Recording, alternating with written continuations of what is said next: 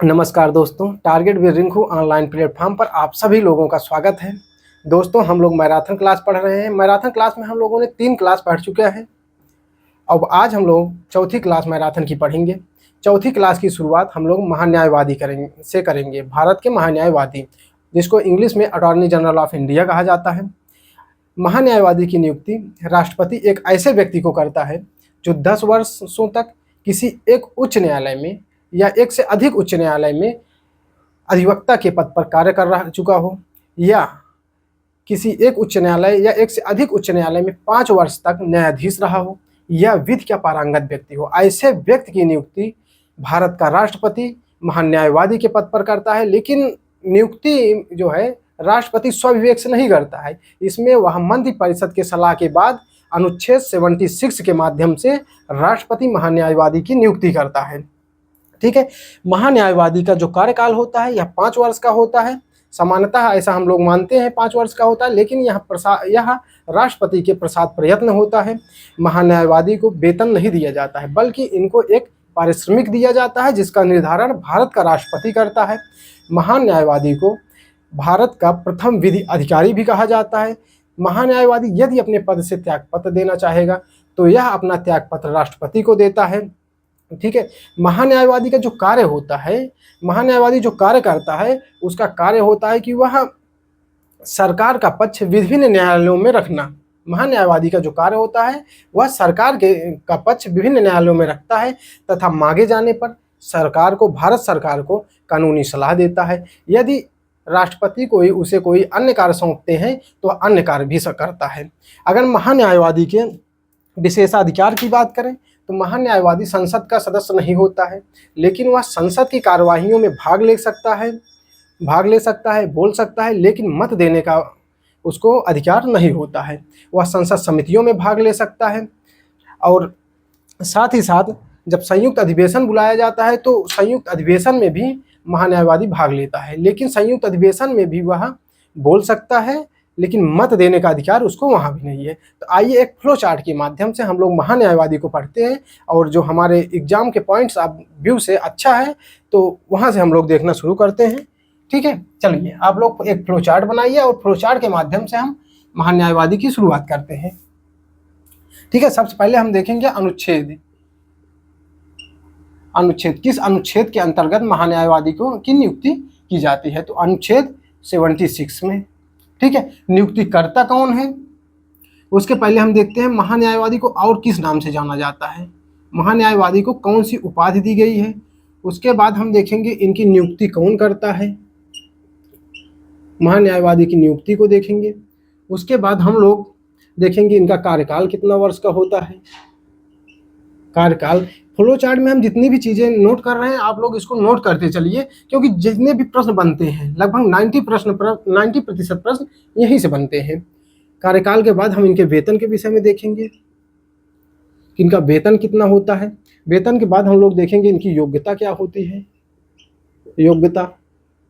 उसके बाद हम लोग देखेंगे कि ये त्यागपत्र किसको देते हैं, त्याग पत्र को किसको देते हैं। उसके बाद हम लोग देखेंगे इनकी शक्तियां, इनका विशेषाधिकार, उसको हम इसके बाद देखेंगे। महान्यायवादी को अनुच्छेद 76 के तहत नियुक्ति राष्ट्रपति करता है। राष्ट्रपति स्वयं से नहीं करता है, मंत्रिपरिषद के सलाह की बात करता है। मंत्रिपरिषद के सलाह के बाद के सलाह पर करता है। जो महान्यायवादी होते हैं इनको भारत का प्रथम विधि अधिकारी कहा जाता है। भारत का प्रथम विधि अधिकारी, विधि अधिकारी कहा जाता है। इनका कार्यकाल सामान्यतः 5 वर्ष का होता है, सामान्यतः 5 वर्ष होता है, लेकिन यह राष्ट्रपति के प्रसाद प्रयत्न होते हैं, लेकिन राष्ट्रपति के प्रसाद प्रयत्न होते हैं, प्रसाद पर्यंत होता है।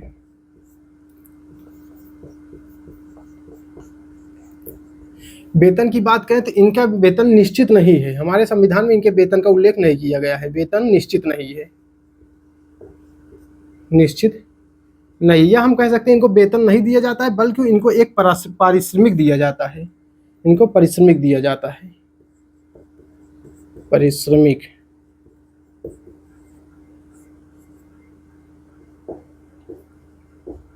दिया जाता है,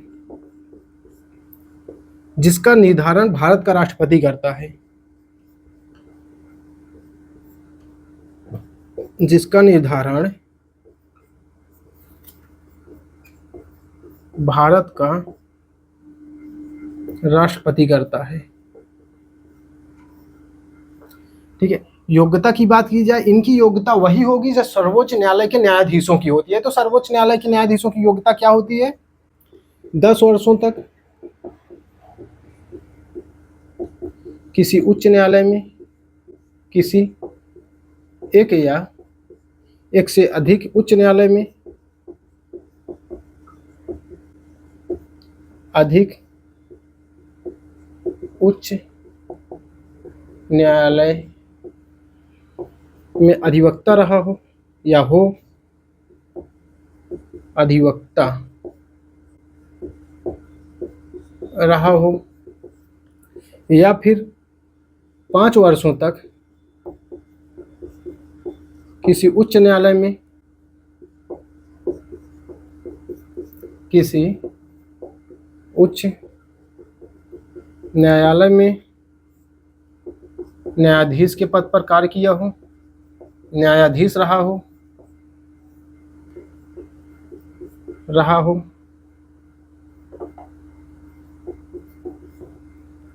या फिर विधि का जानकार व्यक्ति हो, विधि का पारंगत व्यक्ति हो।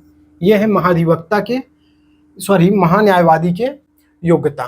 ठीक है, यह त्यागपत्र किसको देते हैं? त्यागपत्र यह अपना राष्ट्रपति को देते हैं, राष्ट्रपति को देते हैं। केंद्र में महान्यायवादी होता है और राज्यों में महाधिवक्ता होता है। जो कार्य केंद्र में महान्यायवादी करता है वही कार्य राज्यों में महाधिवक्ता करता है। आप लोग एक बार फ्लो चार्ट बनाइए और नोट करिए, फिर हम आगे बढ़ते हैं। चलिए अब हम विशेषाधिकार पे चलते हैं।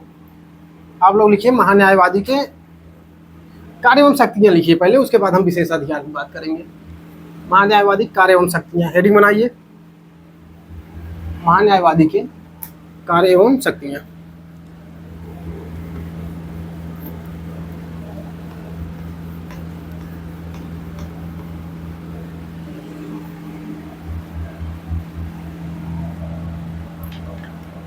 हेडिंग बनाइए कार्य एवं शक्तियां।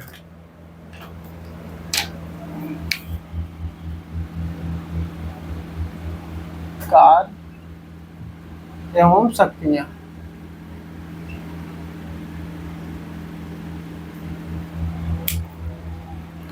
महान्यायवादी जो होते हैं इनका कार्य होता है या भारत के विभिन्न न्यायालयों में, भारत के विभिन्न न्यायालयों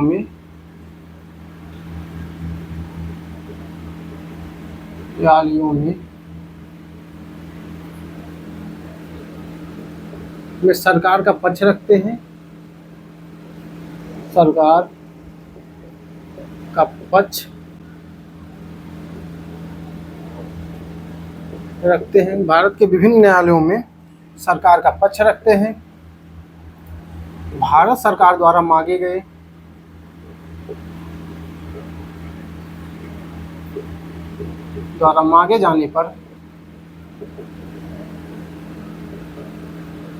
जाने पर कानूनी सलाह देते हैं,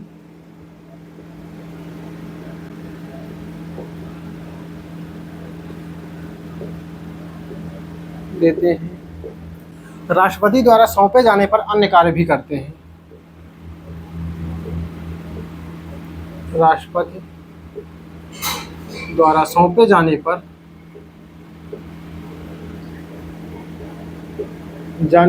अन्य कार्य करते हैं, अन्य कार्य करते हैं।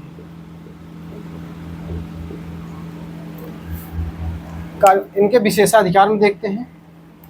विशेषाधिकार, अब महाधिवक्ता के विशेषाधिकार, ठीक है। महाधिवक्ता के विशेषाधिकार, महाधिवक्ता जो होते हैं ये संसद का सदस्य नहीं होते हैं। महाधिवक्ता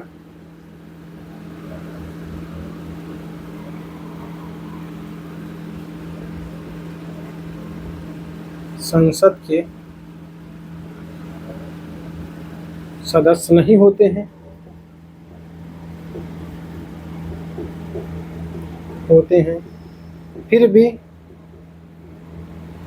भी संसद की कार्यवाहियों में भाग लेते हैं। संसद की कार्यवाहियों में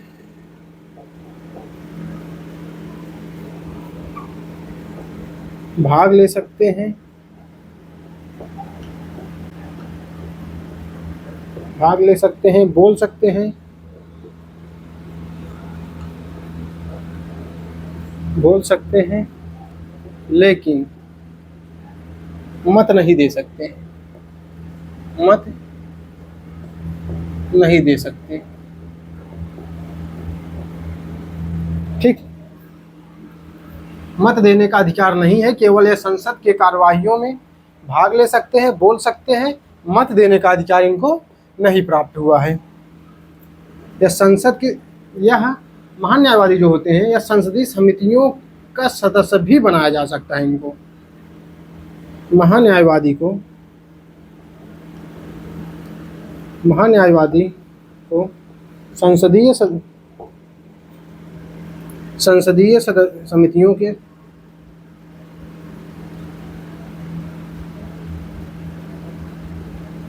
संसदीय समितियों का सदस्य भी बनाया जा सकता है, सदस्य भी बनाया जा सकता है।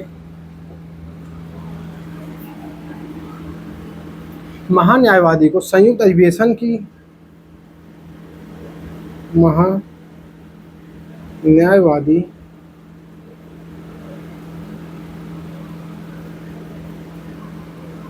महान्यायवादी संयुक्त अधिवेशन की, संयुक्त अधिवेशन की कार्यवाहियों में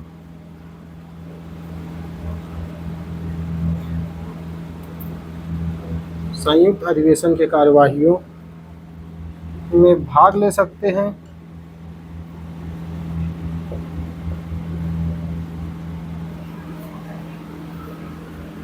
ले सकते हैं, बोल सकते हैं,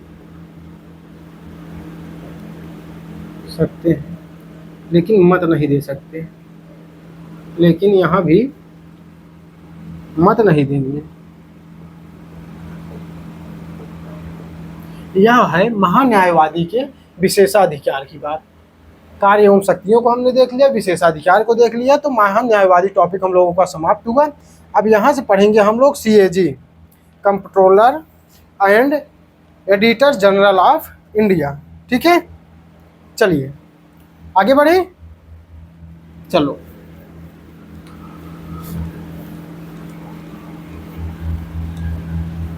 अगली हेडिंग बनाइए,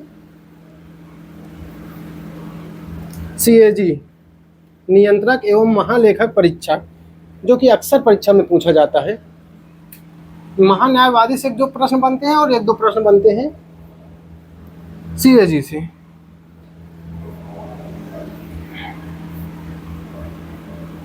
चलिए हेडिंग बनाइए CAG।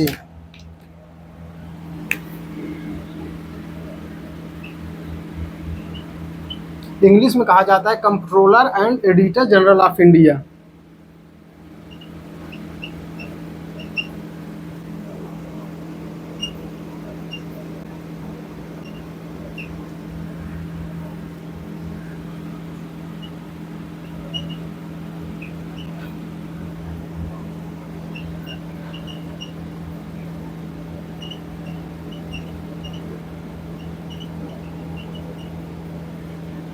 जनरल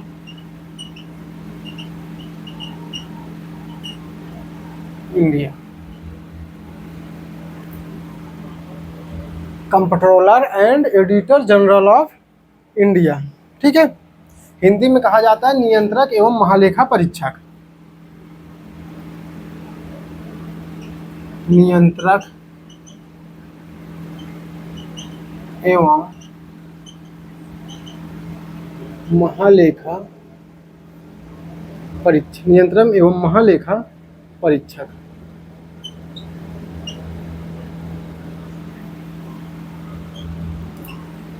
इसको हम विभिन्न फ्लो चार्ट के माध्यम से पढ़ेंगे, जैसे हम लोगों ने पढ़ा था इसके पहले।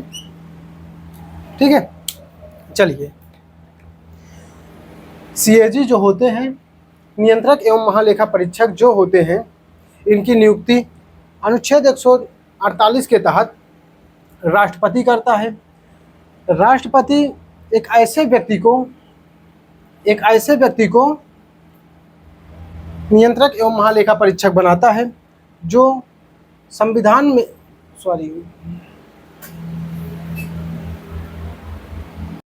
चलिए, अब अगली टॉपिक है हमारा CAG, comptroller and editor general of India, नियंत्रक एवं महालेखा परीक्षक। नियंत्रक एवं महालेखा परीक्षक की नियुक्ति राष्ट्रपति मंत्रिपरिषद की सलाह पर अनुच्छेद 148 के अकॉर्डिंग करता है। महालेखा परीक्षक ऐसे व्यक्ति को बनाया जाता है जो 10 वर्षों तक लोक सेवक के रूप में कार्य किया हो, 10 वर्षों तक लोक सेवक के रूप में कार्य किया हो, या लोक वित्त का जानकार व्यक्ति हो।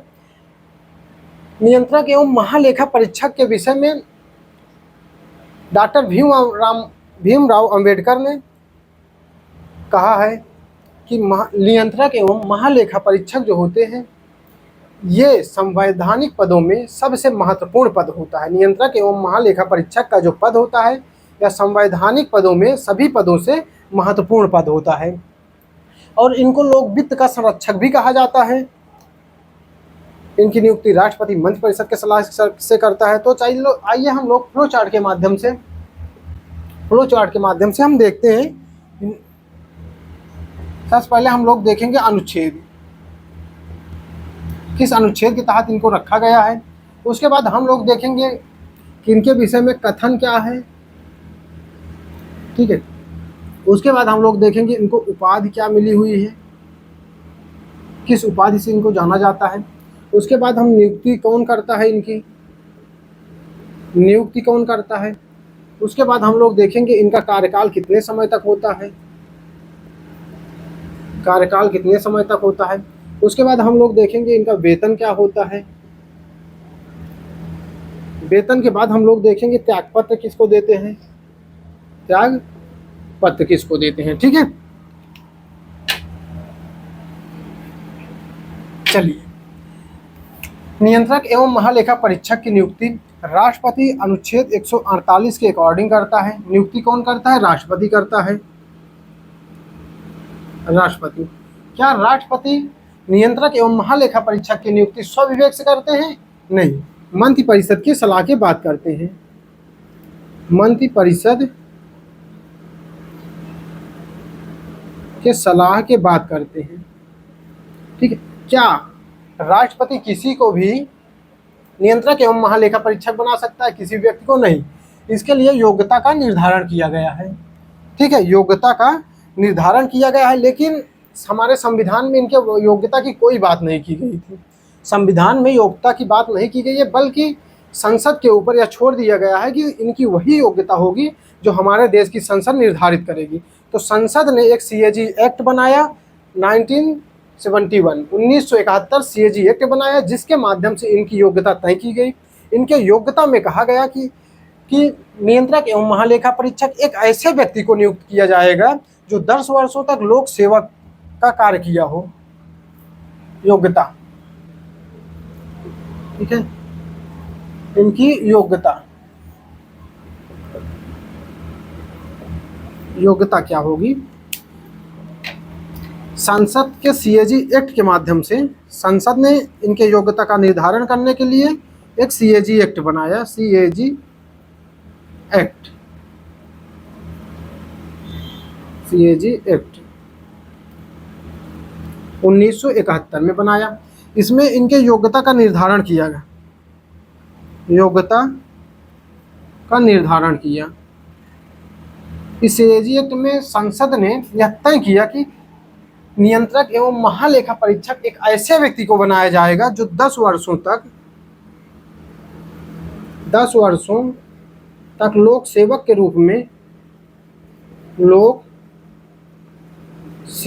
रूप में कार्य किया हो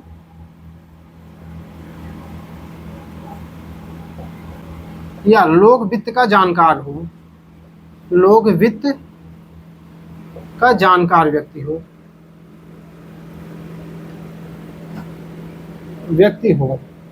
ठीक है।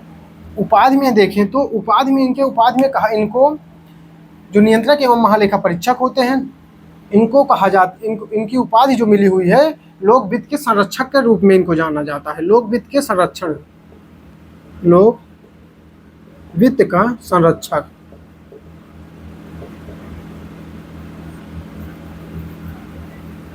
उपाधि लोक वित्त का संरक्षक, वित्त का संरक्षक कहा जाता है। डॉक्टर भीमराव अंबेडकर ने सभी संवैधानिक पदों में सबसे महत्वपूर्ण पद कहा है नियंत्रक एवं महालेखा परीक्षक को। डॉक्टर भीमराव अंबेडकर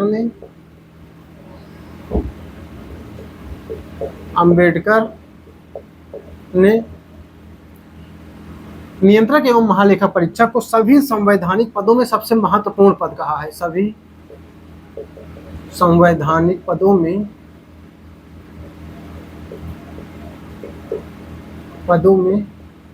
सबसे महत्वपूर्ण पद कहा है, सबसे महत्वपूर्ण पद माना है। ठीक है, सबसे महत्वपूर्ण पद कहा है। इनका जो कार्यकाल होता है 6 वर्ष या 65 वर्ष की आयु तक, 6 वर्ष या 65 वर्ष की आयु तक। इनके वेतन की बात करें तो इनका जो वेतन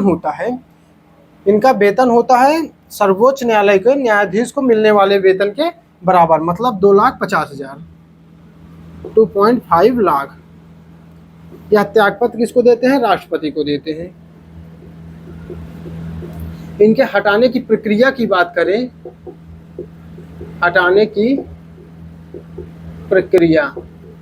इनके हटाने की प्रक्रिया सर्वोच्च न्यायालय के समान है, सर्वोच्च न्यायालय के न्यायाधीशों के हटाने की प्रक्रिया के समान है, सर्वोच्च न्यायालय के न्यायाधीश के समान।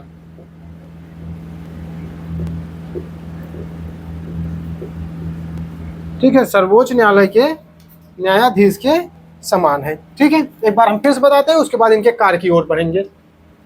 नियंत्रक एवं महालेखा परीक्षक की नियुक्ति अनुच्छेद 148 के तहत राष्ट्रपति मंत्रिपरिषद की सलाह पर एक ऐसे व्यक्ति को करता है जो लोक वित्त का जानकार व्यक्ति हो और लोक सेवक के रूप में लगातार 10 वर्षों तक कार्य कर चुका हो। तो ऐसे व्यक्ति की नियुक्ति मंत्रिपरिषद के सलाह के बाद राष्ट्रपति नियंत्रक एवं महालेखा परीक्षक के रूप में करता है। ठीक है, और इनको लोक वित्त का संरक्षक भी कहा जाता है। डॉक्टर भीमराव अंबेडकर ने नियंत्रक एवं महालेखा परीक्षक के विषय में एक कथन में कहा कि सभी संवैधानिक पदों में यह सबसे महत्वपूर्ण पद है। इनके कार्यकाल की बात की जाए तो 6 वर्ष या 65 वर्ष, जिसमें से जो पहले पूर्ण हो। वेतन सर्वोच्च न्यायालय के न्यायाधीश के बराबर, मतलब 2,50,000। त्यागपत्र किसको देंगे? राष्ट्रपति को देंगे। हटाने की प्रक्रिया सर्वोच्च न्यायालय के न्यायाधीश के जैसे ही होती है, सर्वोच्च न्यायालय के न्यायाधीश के जैसे ही इनके।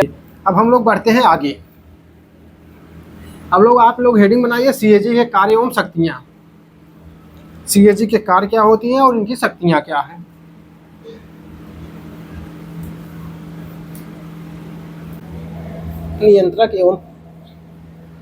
नियंत्रक एवं महालेखा परीक्षक के कार्य एवं शक्तियाँ।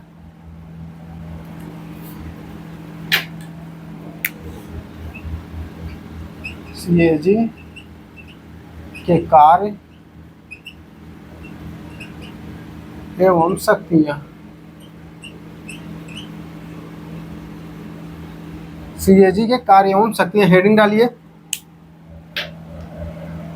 सीएजी का जो कार्य होता है, इनका कार्य होता है, वैसे भी हम लोग यहाँ पे देखे हैं महालेखा, और यहाँ पर हमने देखा है ऑडिटर, मतलब इनका काम है ऑडिट करना, लेखा जोखा करना। तो ये लेखा जोखा करते किसका है? ये लेखा जोखा जो करते हैं, जैसे भारत की संचित निधि, भारत की संचित निधि, भारत की संचित निधि, लोक लेखा निधि, लोक लेखा निधि, भारत की संचित निधि, लोक लेखा निधि, आकस्मिक निधि, आकस्मिक निधि, आकस्मिक निधि, सभी महारत्न कंपनियां, सभी महारत्न कंपनियां, ये इन्हीं का लेखा जोखा करती हैं। भारत की संचित निधि, लोक लेखा निधि, आकस्मिक निधि और सभी महारत्न कंपनियां, इनका लेखा जोखा करके, इन्हीं का यह लेखा जोखा करके, लेखा जोखा करके केंद्र में अपनी रिपोर्ट, लेखा जोखा करके अपनी रिपोर्ट केंद्र में और राज्य में, केंद्र में जब नियंत्रक एवं महालेखा परीक्षक जब भारत की संचित निधि, लोक लेखा निधि, आकस्मिक निधि, सभी महारत्न कंपनियों का लेखा जोखा करती हैं, तो यह अपनी रिपोर्ट केंद्र में राष्ट्रपति को सौंपती है, केंद्र में राष्ट्रपति को सौंपती है, राज्यों में संबंधित राज्य के राज्यपाल को सौंपती है, संबंधित राज्यों के राज्यपाल को, संबंधित राज्यों के राज्यपाल को सौंपती है। जब लेखा जोखा करने के बाद सीएजी अपनी रिपोर्ट राष्ट्रपति को सौंपती है, तो राष्ट्रपति इसका करता क्या है? तो राष्ट्रपति इसे संसद के पटल पर रखवाता है, राष्ट्रपति संसद के पटल पर रखवाता है,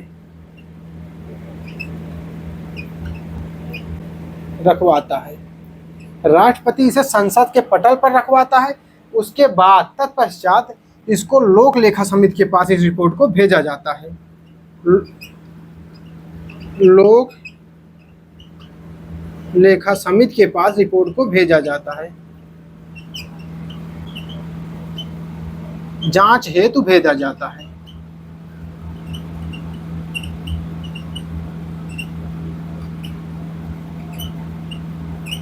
तो लोक लेखा समिति इस बात की जांच करती है कि क्या सीएजी द्वारा दिया गया रिपोर्ट सही है। यदि सीएजी के द्वारा दिया गया रिपोर्ट सही होता है जांच के उपरांत, तो लोक लेखा समिति जो है यह रिपोर्ट लोकसभा अध्यक्ष को देती है, लोकसभा अध्यक्ष को देती है, लोकसभा अध्यक्ष को रिपोर्ट सौंपती है। तो लोकसभा अध्यक्ष इसे संसद के पटल पर फिर रखवाता है। तो जब लोकसभा अध्यक्ष इसे संसद के पटल पर रखवाता है, तो उस समय संसद के दोनों सदनों के सदस्य और मीडिया के लोग भी वहाँ पे उपस्थित रहते हैं, जैसे प्रिंट मीडिया और सोशल मीडिया, दोनों लोग उपस्थित होते हैं। ठीक है, मीडिया के लोग उपस्थित होते हैं और इन सब के उपस्थिति में इसे पढ़कर सुनाया जाता है, इन सब के उपस्थिति में इसे पढ़कर सुनाया जाता है। हम थोड़ा सा लोक लेखा समिति के विषय में भी बात कर लें। ठीक है, ये तो हो गई रिपोर्ट की बात। लोक लेखा समिति जो होती है, लोक लेखा समिति जो होती है, लोक लेखा समिति में जो सदस्य होते हैं, इसमें होते हैं टोटल सदस्य 22। लोक लेखा समिति में 22 सदस्य होते हैं, इसमें 22 सदस्य होते हैं। इसमें होते हैं 15 सदस्य लोकसभा से, इसमें 15 सदस्य लोकसभा से होते हैं और इसमें 7 सदस्य होते हैं राज्यसभा से। 15 सदस्य लोकसभा से और 7 सदस्य राज्यसभा से होते हैं। ठीक है, सीएजी जो होता है, नियंत्रक एवं महालेखा परीक्षक जो होता है, इसको सीएजी को लोक लेखा समितियां, सीएजी को लिख लीजिए, सीएजी को लोक लेखा समिति, सीएजी को लोक लेखा समिति का आंख कान मित्र, आंख कान मित्र, पथ प्रदर्शक, दार्शनिक,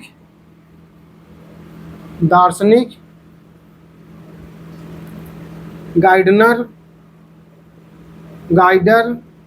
कहा जाता है, इत्यादि कहा जाता है। ठीक है, एक बार फिर से हम सीएजी के कार्य के एवं शक्तियों के विषय में बता दें, कुछ लोगों को नहीं समझ में आया होगा।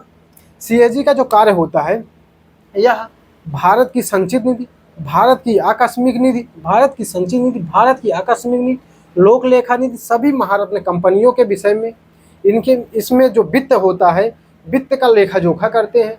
लेखा जोखा करके यह अपनी रिपोर्ट केंद्र में राष्ट्रपति को और राज्य में संबंधित राज्य के राज्यपाल को सौंपते हैं।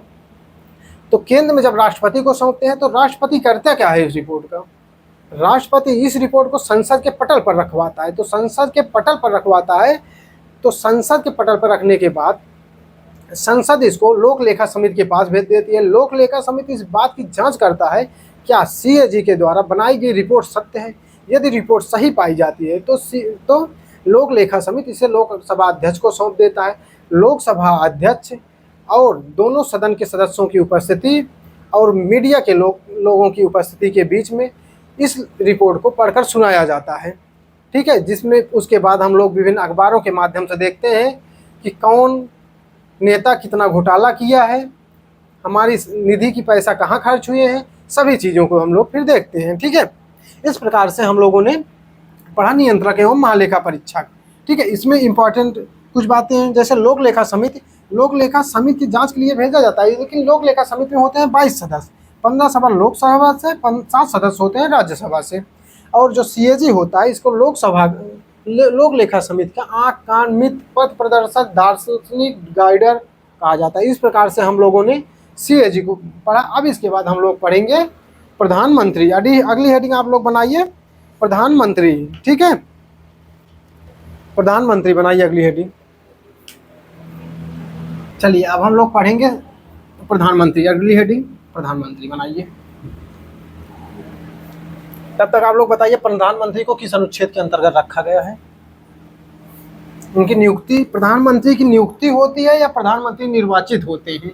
सबसे बड़ा प्रश्न यह है। आप लोग कमेंट में जरूर बताइएगा।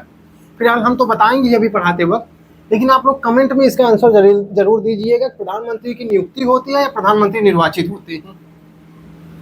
ठीक है, चलिए प्रधानमंत्री अगली हेडिंग आप लोग बनाइए, फिर हम लोग आगे बढ़ते हैं।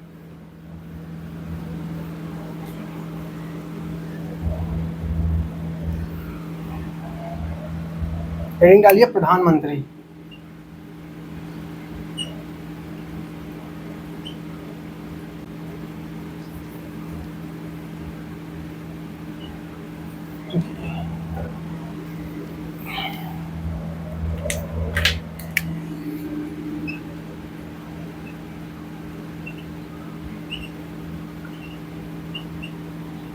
प्रधानमंत्री प्राइम मिनिस्टर। प्रधानमंत्री को भी हम एक फ्लो चार्ट के माध्यम से पढ़ेंगे, जैसे अनुच्छेद, हम कितने आयामों पर पढ़ेंगे। वैसे तो आप इतना हम पढ़ा चुके हैं, आप लोगों को समझ में आ चुका होगा कि हम कितने आयामों पर पढ़ने वाले हैं। कार्यकाल, उसके बाद हम लोग देखेंगे शपथ के बाद हम लोग देखेंगे त्यागपत्र किसको देते हैं। उसके बाद हम लोग देखेंगे इनके कार्य एवं शक्तियां।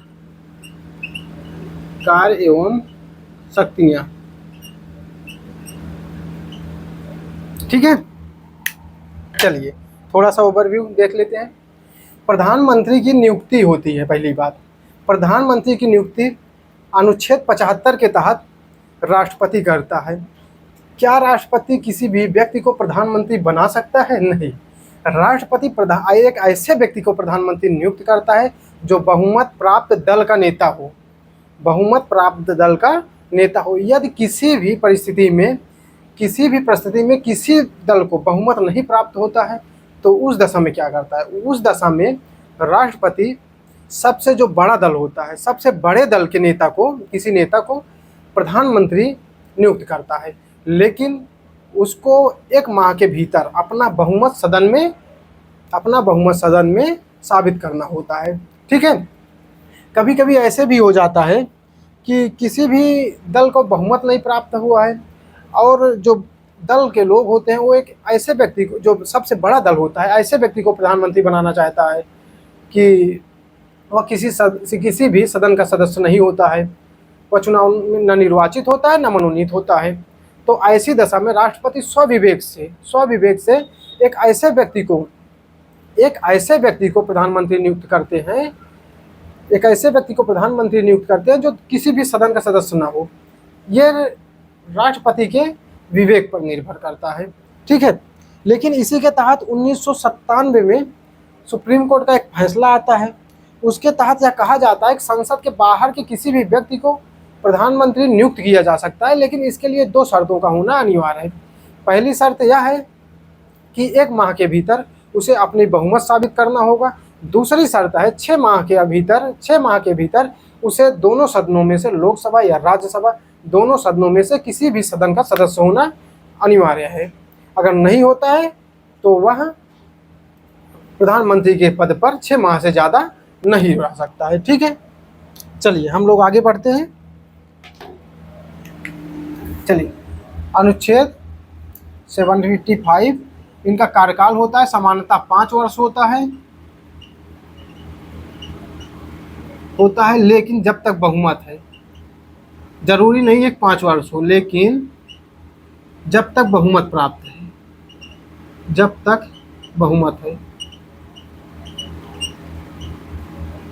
एक उदाहरण दें आप लोगों को। अभी जैसे केंद्र में जो सरकार है वह एनडीए गठबंधन की है, जिसमें 2 पार्टियों के समर्थन से, जैसे एक नीतीश का हो गया और एक चंद्रबाबू नायडू का हो गया, ये 2 पार्टियां अभी अपना समर्थन वापस ले लें तो केंद्र में सरकार गिर जाएगी, केंद्र में बहुमत नहीं होगा। तो इस अवस्था में 5 वर्ष तक कैसे कार्यकाल हो सकता है? तो कार्यकाल तभी तक है जब तक कि सदन में इनका बहुमत प्राप्त है। ठीक है, जब तक बहुमत प्राप्त है। प्रधानमंत्री जो है शपथ लेते हैं, यह राष्ट्रपति की समझ और त्याग पत्र भी राष्ट्रपति को देते हैं।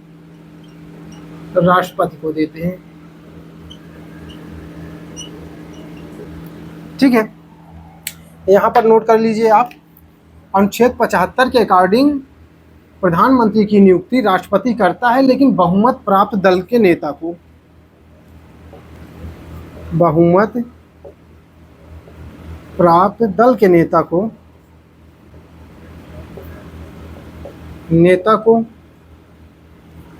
राष्ट्रपति प्रधानमंत्री नियुक्त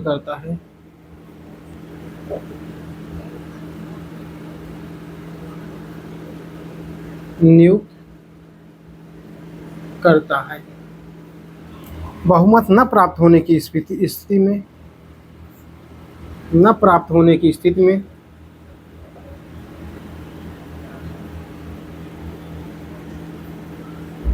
में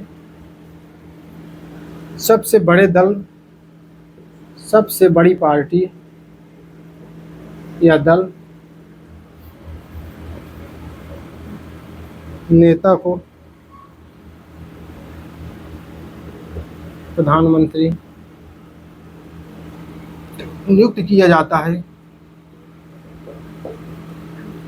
लेकिन 1 माह के भीतर इन्हें बहुमत साबित करना होता है। लेकिन 1 माह के भीतर बहुमत साबित करना होता है।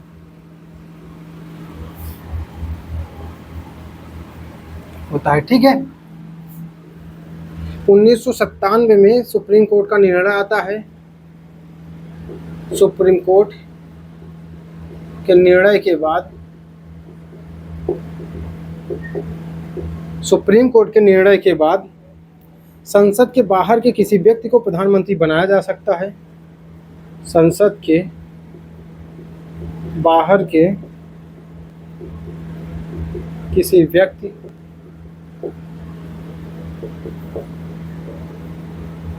प्रधानमंत्री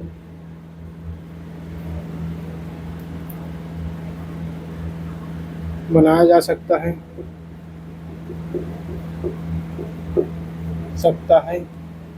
लेकिन दो शर्तों को होना अनिवार्य है। लेकिन दो शर्तें हैं। सब पहला क्या है, एक माह के भीतर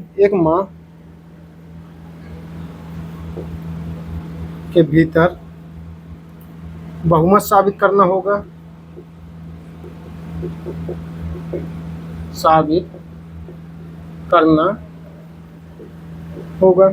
दूसरी शर्त क्या है, 6 माह के भीतर किसी सदन का सदस्य बनना होगा।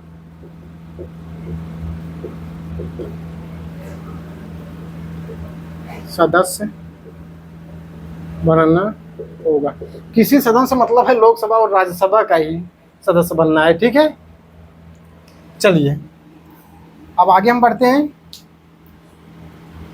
इनके कार्य एवं शक्तियों के विषय में देखते हैं। कहाँ गया? ठीक है,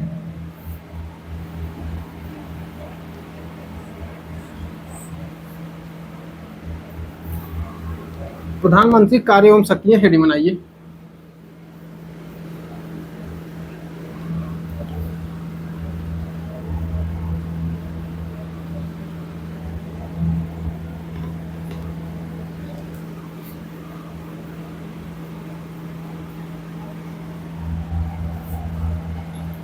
कार्य एवं शक्तियां, कार्य एवं शक्तियां। ठीक है, चल कार्य एवं शक्तियों में मंत्रि परिषद के संबंध में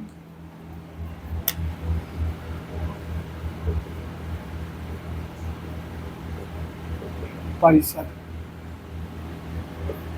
के संबंध में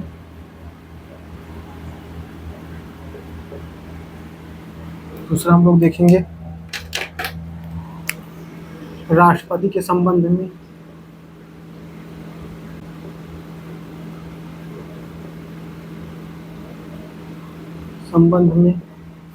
उसके बाद हम लोग देखेंगे संसद के संबंध में, संसद के संबंध में। ठीक है, मंत्रि परिषद के संबंध में मंत्रि परिषद का गठन करेगा, मंत्रि परिषद का गठन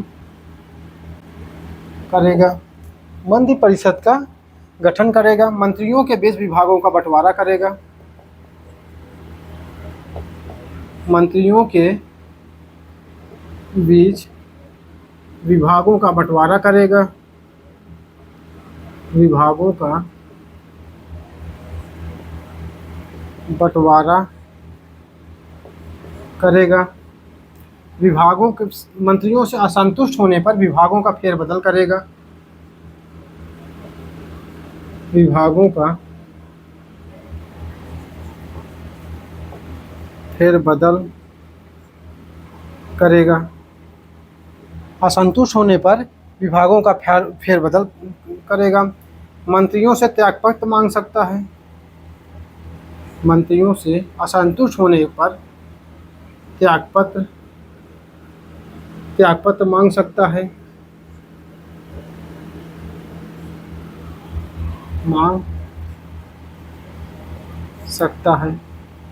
अपना त्यागपत्र देकर पूरे मंत्रिमंडल को भंग कर सकता है, अपना त्यागपत्र देकर पूरे मंत्रिमंडल को भंग कर सकता है,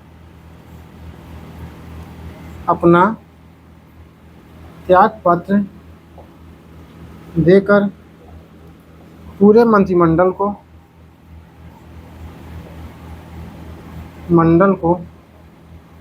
भंग कर सकता है,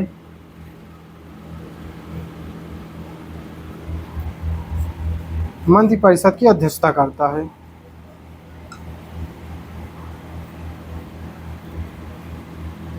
अध्यक्षता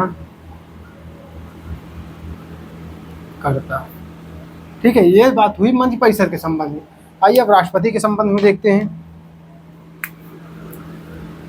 यहाँ पे इसका क्या कार्य है। जैसे महान्यायवादी,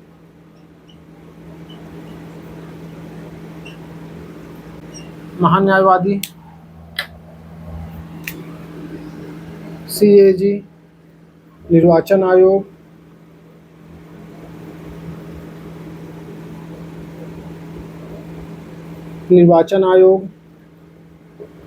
वित्त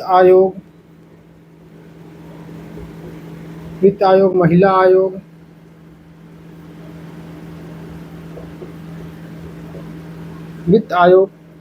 आयोग, मंत्री, राज्यपाल,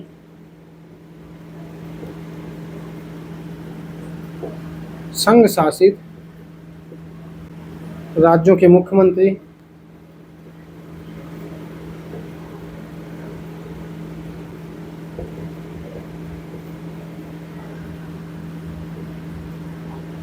मंत्रियों की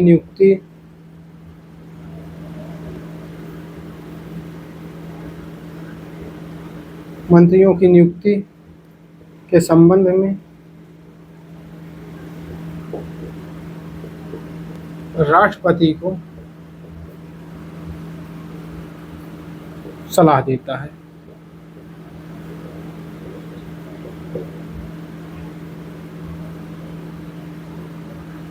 एवं संघ संबंधित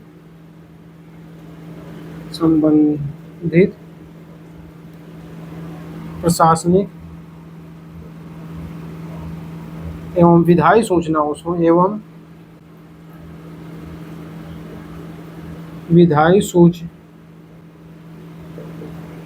से राष्ट्रपति को अवगत कराता है।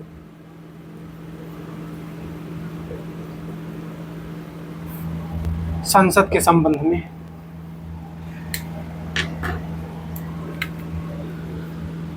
प्रधानमंत्री राष्ट्रपति से कहकर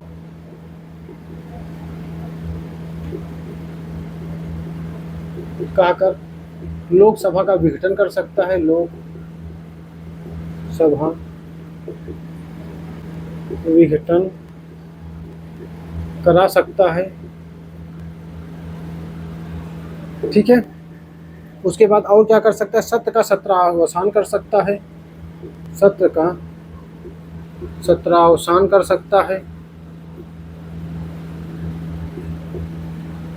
सत्र को आहूत कर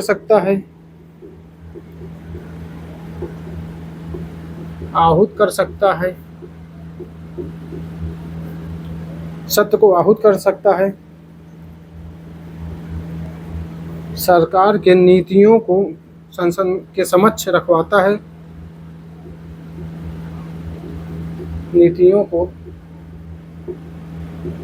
संसद के समक्ष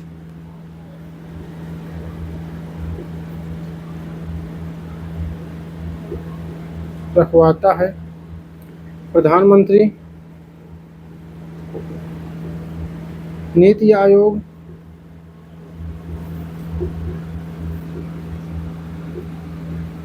राष्ट्रीय विकास परिषद, राष्ट्रीय एकता परिषद,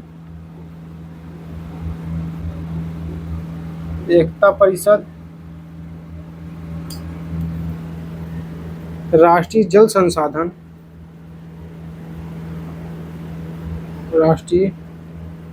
संसाधन का अध्यक्ष होता है। ठीक है, इतनी बातें नोट करिए, फिर हम लोग आगे बढ़ते हैं। ठीक है, आप लोग फटाफट नोट करिए, उसके बाद हम लोग आगे बढ़ेंगे। ठीक है, केंद्रीय मंत्रिपरिषद पढ़ेंगे। नोट करिए, फिर आगे बढ़ें। हैं। आगे हेडिंग बनाइए आप लोग केंद्रीय मंत्रिपरिषद।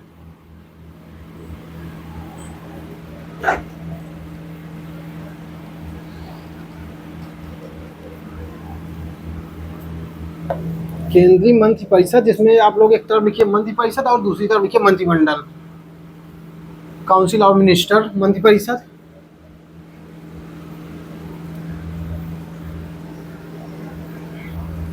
उसके बाद आप लोग लिखिए दूसरी तरफ मंत्रिमंडल।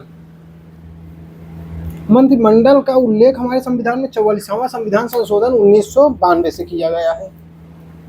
ठीक है,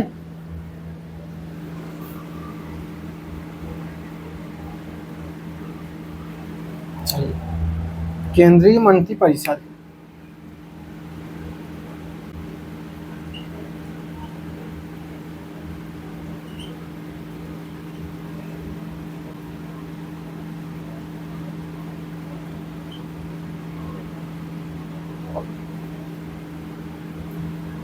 इसमें दो हेडिंग बनाइए आप लोग। एक तरफ लिखिए मंत्रिपरिषद, मंत्रिपरिषद। दूसरी तरफ लिखिए मंत्रिमंडल, मंत्रिमंडल। एक बात यहाँ आप लोग ध्यान दीजिए, मंत्रिमंडल जो है, मंत्रिमंडल का उल्लेख हमारे संविधान में नहीं था। सॉरी, 44वां संविधान संशोधन 1992 के द्वारा जोड़ा गया। मंत्रिमंडल 44वां संविधान संशोधन 1992 के माध्यम से। ठीक है, चलिए। मंत्रियों का समूह मंत्रिपरिषद कहलाता है। मंत्रियों का समूह मंत्रिपरिषद कहलाता है। मंत्रियों का समूह मंत्रिपरिषद कहलाता है। मंत्रिमंडल मंत्रिपरिषद का अंग होता है। मंत्रिमंडल मंत्रिपरिषद का अंग होता है, परिषद का अंग होता है। ठीक है, मंत्रिपरिषद का उल्लेख, परिषद का उल्लेख अनुच्छेद 74 और अनुच्छेद 75 में किया गया है।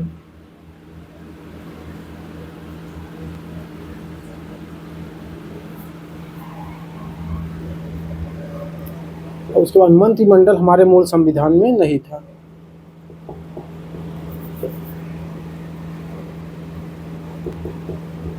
मंत्रिमंडल हमारे मूल संविधान में नहीं था।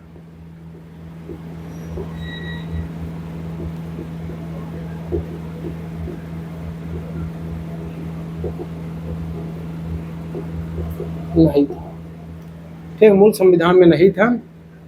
इसका प्रयोग संविधान संशोधन के द्वारा किया गया। इसका प्रयोग 44वां संविधान संशोधन द्वारा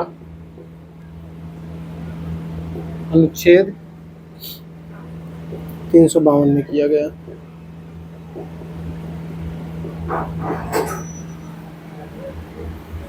मंत्रिपरिषद में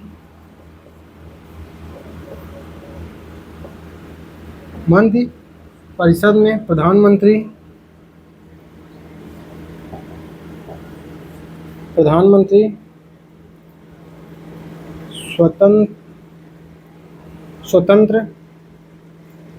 स्वतंत्र प्रभार, राज्य मंत्री, सामान्य स्तर के मंत्री,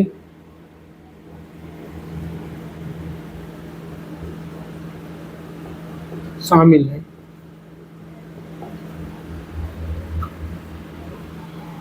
और मंत्रिमंडल में देखा जाए तो इसमें प्रधानमंत्री, कैबिनेट स्तर के मंत्री शामिल हैं।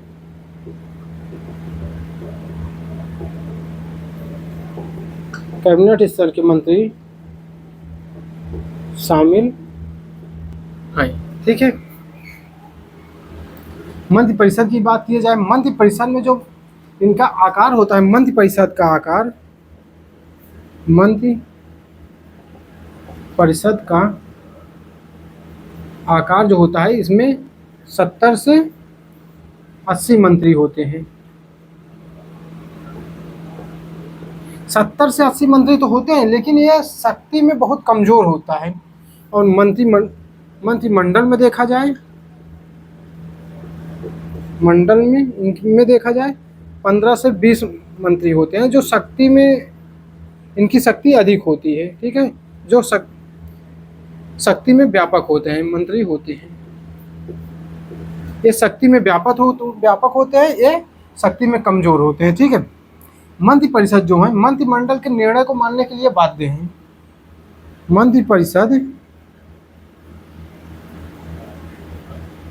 मंत्रिमंडल के निर्णय मानने के लिए बाध्य हैं।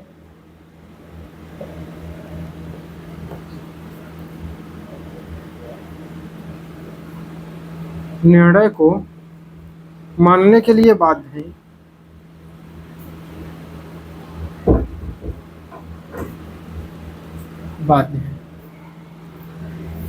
और जो मंत्रिमंडल होते हैं सभी महत्वपूर्ण निर्णय लेते हैं। मंत्रिमंडल सभी महत्वपूर्ण निर्णय लेते हैं। ठीक है, मंत्रिपरिषद और मंत्रिमंडल, जो मंत्रिपरिषद होते हैं, मंत्रियों के समूह को मंत्रिपरिषद कहा जाता है। मंत्रिपरिषद का उल्लेख अनुच्छेद 74 और अनुच्छेद 75 में किया गया है। मंत्रिमंडल जो होता है या फिर मंत्रिपरिषद का ही अंग होता है। मंत्रिमंडल का हमारे मूल संविधान में नहीं था, इसको 44वां संविधान संशोधन द्वारा जोड़ा गया। ठीक है, 44वां संविधान संशोधन द्वारा 1992 में जोड़ा गया। ठीक है, जो मंत्रिपरिषद होते हैं इसमें प्रधानमंत्री, स्वतंत्र प्रभार के राज्य मंत्री, सामान्य मंत्री शामिल होते हैं। लेकिन मंत्रिमंडल में प्रधानमंत्री और कैबिनेट स्तर के मंत्री जो हैं शामिल होते हैं। मंत्रिपरिषद जो होता है इसमें इस आकार में बड़ा होता है, लेकिन शक्ति में कमजोर होता है। इसमें 70-80 मंत्री होते हैं। लेकिन मंत्रिमंडल जो है यह आकार में छोटा होता है, 15 से 20 मंत्री इसमें होते हैं, लेकिन यह शक्ति में बहुत व्यापक होता है। मंत्रिपरिषद जो होते हैं मंत्रिमंडल के निर्णयों को मानने के लिए बाध्य होते हैं, और सभी महत्वपूर्ण जो निर्णय होता है उसको मंत्रिमंडल के द्वारा लिया जाता है। नोट करिए, फिर आगे बढ़े।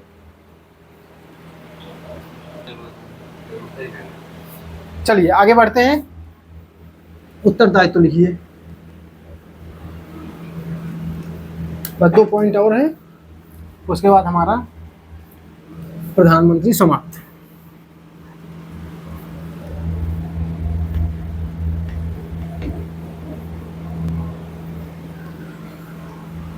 चलिए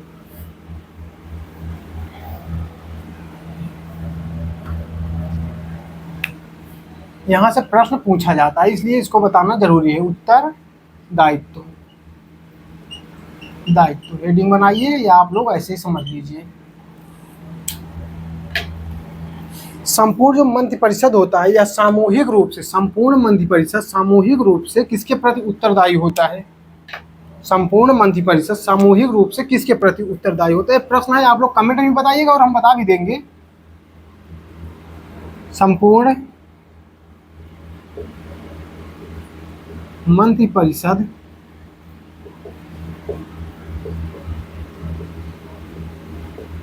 किसके प्रति उत्तरदायी होता है?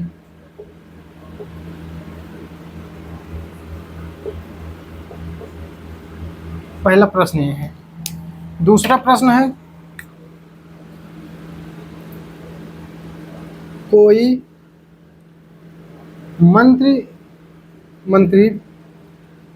मंत्री व्यक्तिगत रूप से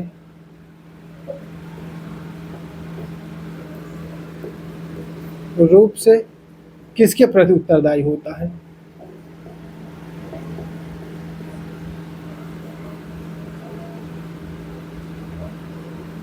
उत्तरदायी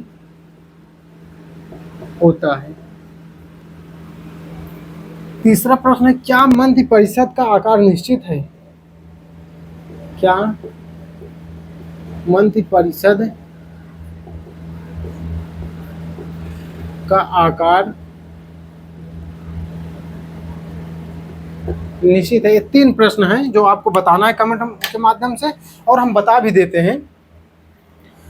संपूर्ण मंत्रि परिषद जो है यह लोकसभा के प्रति उत्तरदायी होता है। लोकसभा के प्रति संपूर्ण मंत्रि परिषद किसके प्रति उत्तरदायी होता है? तो लोकसभा के प्रति उत्तरदायी होता है। कहाँ कही गई है ये बातें कि लोकसभा के प्रति उत्तरदायी होता है? तो यह बातें की गई है अनुच्छेद 75 क्लास 3 में। कोई मंत्री व्यक्तिगत रूप से किसके प्रति उत्तरदायी होता है? व्यक्तिगत रूप से बात किया जाए तो यह राष्ट्रपति के प्रति उत्तरदायी होता है। राष्ट्रपति के प्रति कहाँ कही गई है ये बातें कि कोई भी मंत्री व्यक्तिगत रूप से राष्ट्रपति के प्रति उत्तरदायी होता है? तो यह बातें संविधान के अनुच्छेद 75 क्लास 2 में कही गई है। ठीक है। तीसरा और महत्वपूर्ण प्रश्न है कि क्या मंत्रि परिषद का आकार निश्चित होता है? लेकिन मूल संविधान में मंत्रि परिषद का आकार निश्चित नहीं होता था। मूल संविधान में मंत्रि परिषद का आकार निश्चित नहीं होता था, लेकिन वर्तमान में मंत्रि परिषद का आकार निश्चित है। ठीक है। मूल संविधान में नहीं था, लेकिन लिख लीजिए, मूल संविधान में नहीं था, संविधान में नहीं था। ठीक है। लेकिन वर्तमान में संविधान में एक संशोधन किया गया जिसे हम 91वां संविधान संशोधन 2003 के माध्यम से जानते हैं, के माध्यम से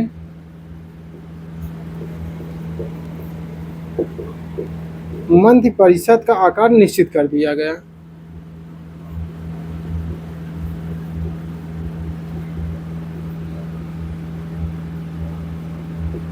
निश्चित कर दिया गया। तो निश्चित किया गया, तो कितना निश्चित किया गया, कितना प्रतिशत निश्चित किया गया? तो वर्तमान में 91वां संविधान संशोधन 2003 के माध्यम से मंत्रि परिषद के आकार को निश्चित कर दिया गया। निश्चित करते हुए इसमें बताया गया कि जो मंत्री बनाए जाएंगे वह लोकसभा के कुल संख्या के 15% से अधिक नहीं होंगे। ये कितना होंगे? लोकसभा के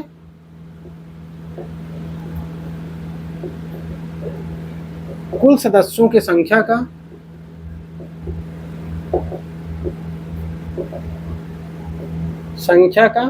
15%। ठीक है। 15% से अधिक नहीं होंगे। इस 15% में भी भारत का प्रधानमंत्री भी शामिल होगा। इसी 15% में भारत का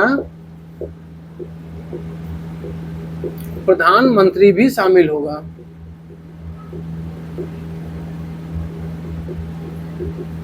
प्रधानमंत्री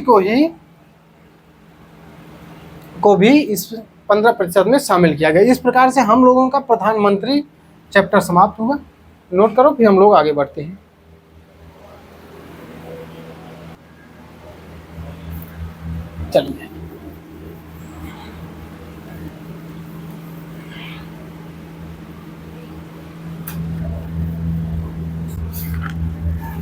चलिए, आगे हेडिंग बनाइए आप लोग, राज्यपाल।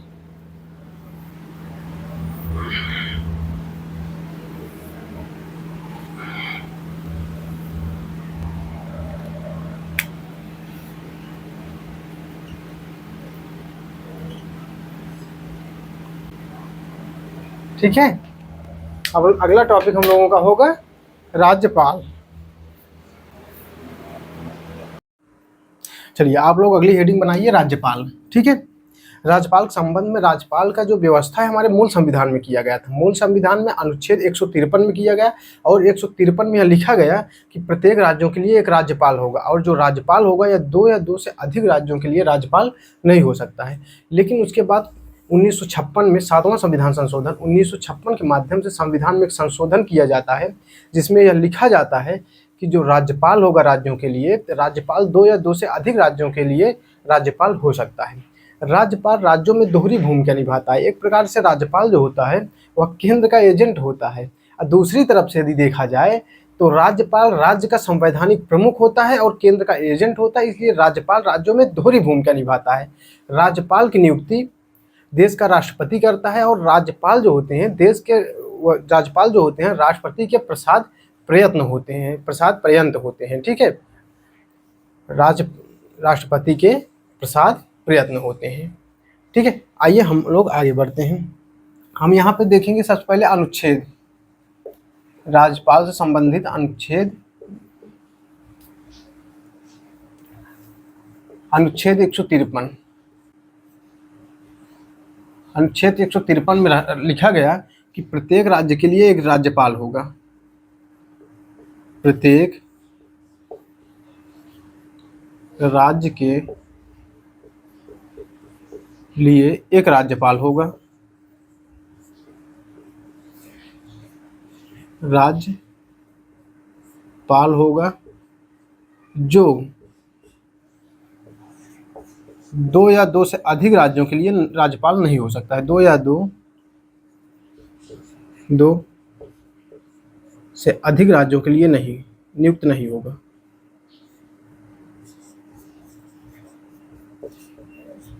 राज्यों के लिए नहीं। ठीक है, लेकिन संविधान में एक संशोधन होता है, लेकिन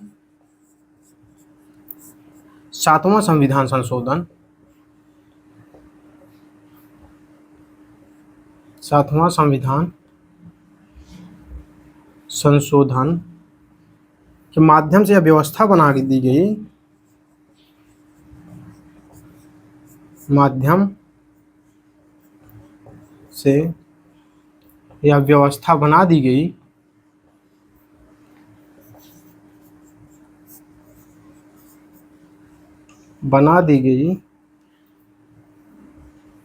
कि राज्यपाल 2 या 2 से अधिक राज्यों के लिए हो सकता है, कि राज्यपाल 2 या 2 से अधिक राज्यों के लिए नियुक्त हो सकता है। राज्यों के लिए नियुक्त हो सकता है।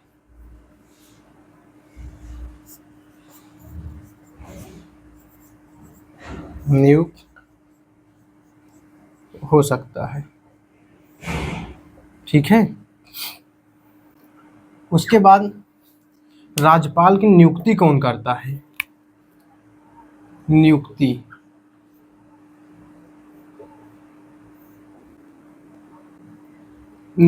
राज्यपाल की नियुक्ति कौन करता है? राज्यपाल की नियुक्ति अनुच्छेद 155 के आधार पर भारत का राष्ट्रपति करता है। अनुच्छेद 155 में कहा गया है कि राज्यपाल की नियुक्ति राष्ट्रपति करेगा। के 155 के अनुसार राष्ट्रपति करता है।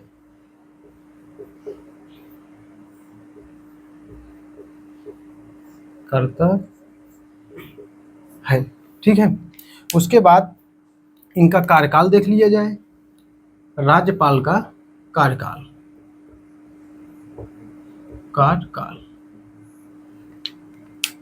अनुच्छेद 156 में लिखा गया है कि राज्यपाल का जो कार्यकाल होगा यह राष्ट्रपति के प्रसाद पर्यंत होगा। ठीक है, अनुच्छेद 156 के अकॉर्डिंग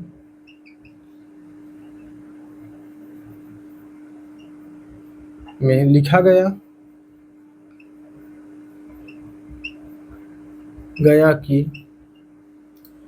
राज्यपाल राष्ट्रपति के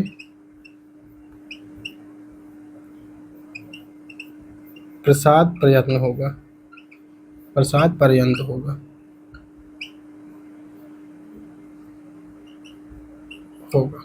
सामान्यता कहा जाए तो इनका कार्यकाल हो जो होता है राज्यपाल का यह 5 वर्ष का होता है, लेकिन जब तक राष्ट्रपति चाहे तब तक यह राज्यपाल रह सकते हैं। राष्ट्रपति के प्रसाद प्रयत्न यह काम करते हैं। ठीक है, उसके बाद इनकी शपथ की बात की जाए, शपथ कौन दिलाता है?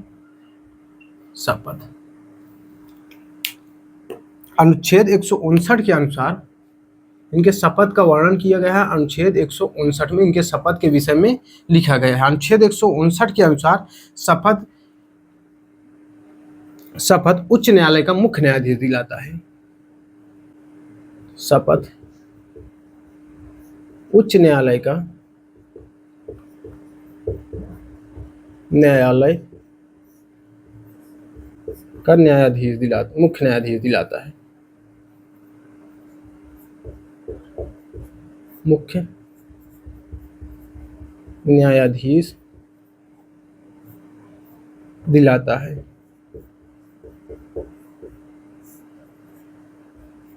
ठीक है, शपथ की बात करें यहाँ पे जो राष्ट्रपति होता था, जब हम लोग राष्ट्रपति पढ़े थे, राष्ट्रपति देश का संवैधानिक प्रमुख होता था और राज्यपाल प्रदेश का संवैधानिक प्रमुख होता है। ठीक है, राज्यपाल राज्य का संवैधानिक प्रमुख होता है और जो राष्ट्रपति थे वो देश का संवैधानिक प्रमुख होता है। वहाँ हम लोगों ने देखा कि राष्ट्रपति को जो शपथ दिलाता है वो सर्वोच्च न्यायालय का मुख्य न्यायाधीश दिलाता है और राज्यपाल को जो शपथ दिलाता है यह उच्च न्यायालय का मुख्य न्यायाधीश दिलाता है। ठीक है, उसके बाद शपथ इनके वेतन देख लिया जाए। वेतन, राज्यपाल का वेतन कितना होता है? राज्यपाल का जो वेतन है यह 3,50,000 होता है। वेतन इनको दिया कहां से जाता है? इनको वेतन दिया जाता है राज्य के संचित निधि से। राष्ट्रपति को भारत सरकार के संचित निधि से दिया जाता है। ठीक है, जो राज्यपाल होते हैं इनको राज्य के संचित निधि से वेतन दिया जाता है। राज्य के संचित निधि से। राज्यपाल त्यागपत्र किसको देगा? राज्यपाल अपना त्यागपत्र किसको देगा? राज्यपाल अपना त्यागपत्र राष्ट्रपति को देता है। राष्ट्रपति को देता, ठीक है, अपना त्यागपत्र किसको देता है? राष्ट्रपति को देता है। ठीक है, और इनकी योग्यता की बात करें, ठीक है, योग्यता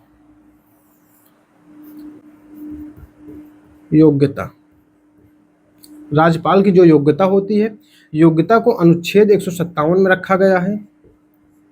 157 में रखा गया है। इसमें कहा गया है कि वह भारत का नागरिक होना चाहिए, वह भारत का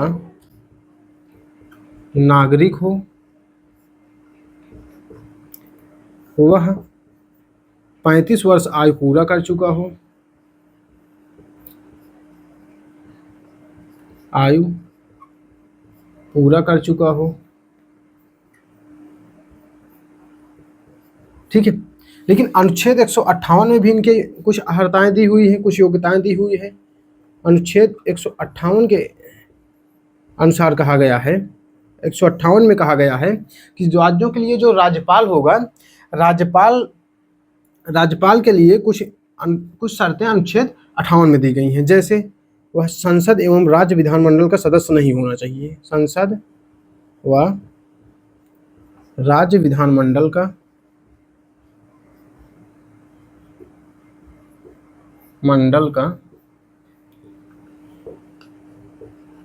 सदस्य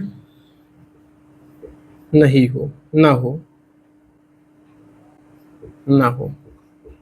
अगर यदि हम अनुच्छेद 157 की बात करें, यहाँ राज्यपाल की अर्हताएं दी हुई हैं, लेकिन अनुच्छेद 158 में दिया गया है राज्यपाल के लिए कुछ शर्तों का उपबंध किया गया है। ठीक है, जैसे वह संसद और राज्य विधानमंडल का सदस्य ना हो। ठीक है, समय समय पर न्यायालय ने भी कुछ योग्यताएं निर्धारित की है। समय समय पर न्यायालय ने भी कुछ योग्यताएं निर्धारित की हैं। जैसे हम लोग देखते हैं, चलिए, जैसे राज्यपाल उस राज्य का राज्यपाल नहीं नियुक्त हो सकता है जिस राज्यपाल का वह निवासी हो। जिस राज्य का वह निवासी हो उस राज्य का वह राज्यपाल नहीं नियुक्त हो सकता है। यह योग्यताएं न्यायालय द्वारा निर्धारित की गई है। और पिछले 2 वर्षों से किसी भी राजनैतिक पार्टी से उसका कोई जुड़ाव ना हो। ठीक है, किसी भी राजनीतिक जुड़ाव ना हो पिछले 2 वर्षों से। ठीक है, और जिस राज्य में राज्यपाल की नियुक्ति होगी उस राज्य के मुख्यमंत्री से सलाह ली जाएगी, उसके बाद राज्यपाल की नियुक्ति होगी। ठीक है, चलिए अब हम आगे बढ़ेंगे। राज्यपाल की शक्तियों के विषय में देखेंगे, जिसमें कार्यकारी शक्ति, विधायी शक्ति, वित्तीय शक्ति और न्यायिक शक्तियों के विषय में हम लोग पढ़ेंगे। ठीक है, चलिए हम लोग आगे बढ़ते हैं। अब आप लोग हेडिंग बनाइए राज्यपाल की शक्तियाँ और उसके अंतर्गत लिखिए कार्यकारी शक्ति।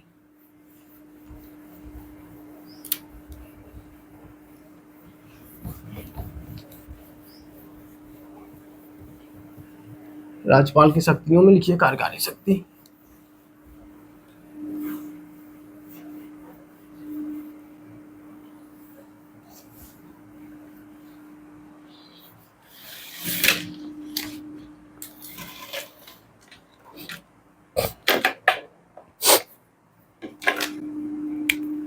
राज्यपाल की शक्ति, राज्यपाल की शक्तियां।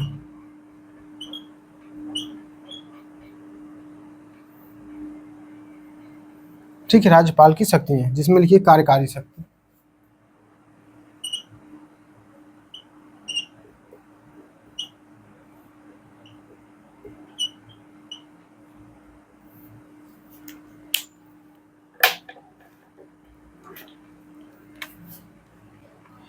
कार्यकारी शक्तियों में अनुच्छेद 164 के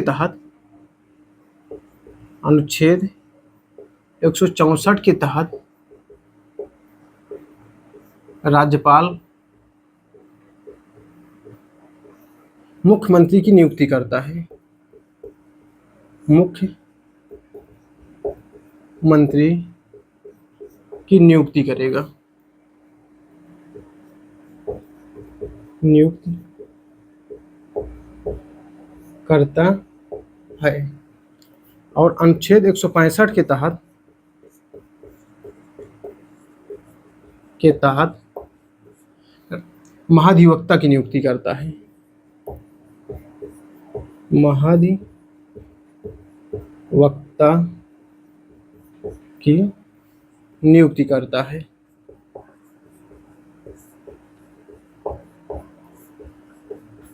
ठीक, अनुच्छेद 243 आई के तहत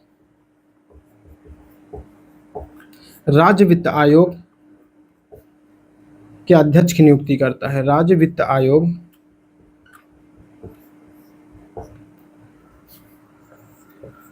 के अध्यक्ष की नियुक्ति करता है।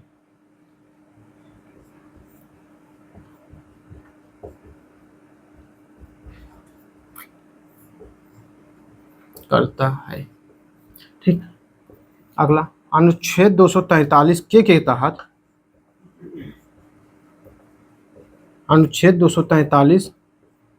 तहत राज्य निर्वाचन आयोग के अध्यक्ष की नियुक्ति करता है। राज्य निर्वाचन आयोग के अध्यक्ष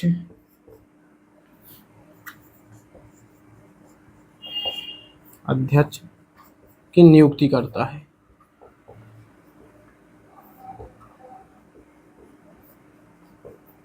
ठीक है, अब अगली हेडिंग बनाइए विधायी शक्ति।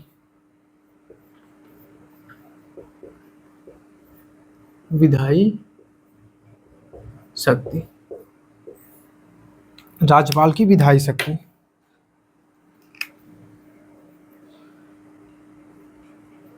राज्यपाल अनुच्छेद 213 के तहत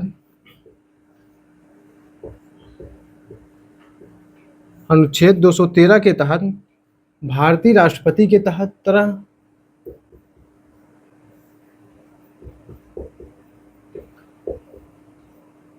राष्ट्रपति की तरह अध्यादेश जारी करता है। अध्यादेश जारी करता है। अनुच्छेद 200 के तहत राज्य विधानमंडल के विधेयकों पर वीटो लगाता है। अनुच्छेद 200 के तहत राज्य विधानमंडल के विधेयकों पर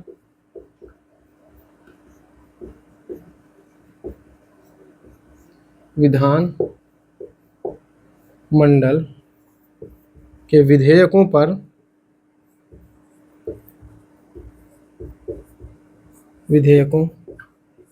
वीटो लगाता है।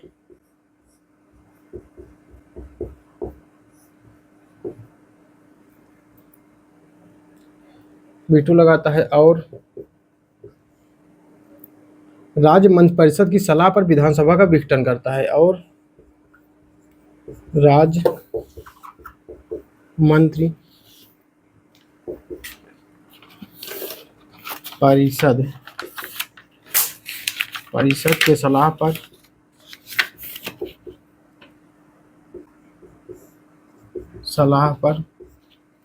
राज्य मंत्रिपरिषद के सलाह पर विधानसभा का विघटन करता है।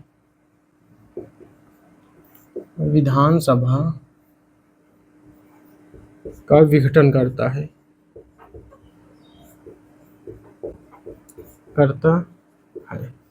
ठीक है। या विधानसभा का सत्रावसान करता है, या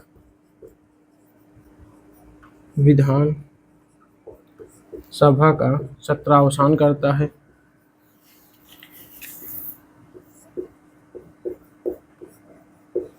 या सत्र को आहूत करता है।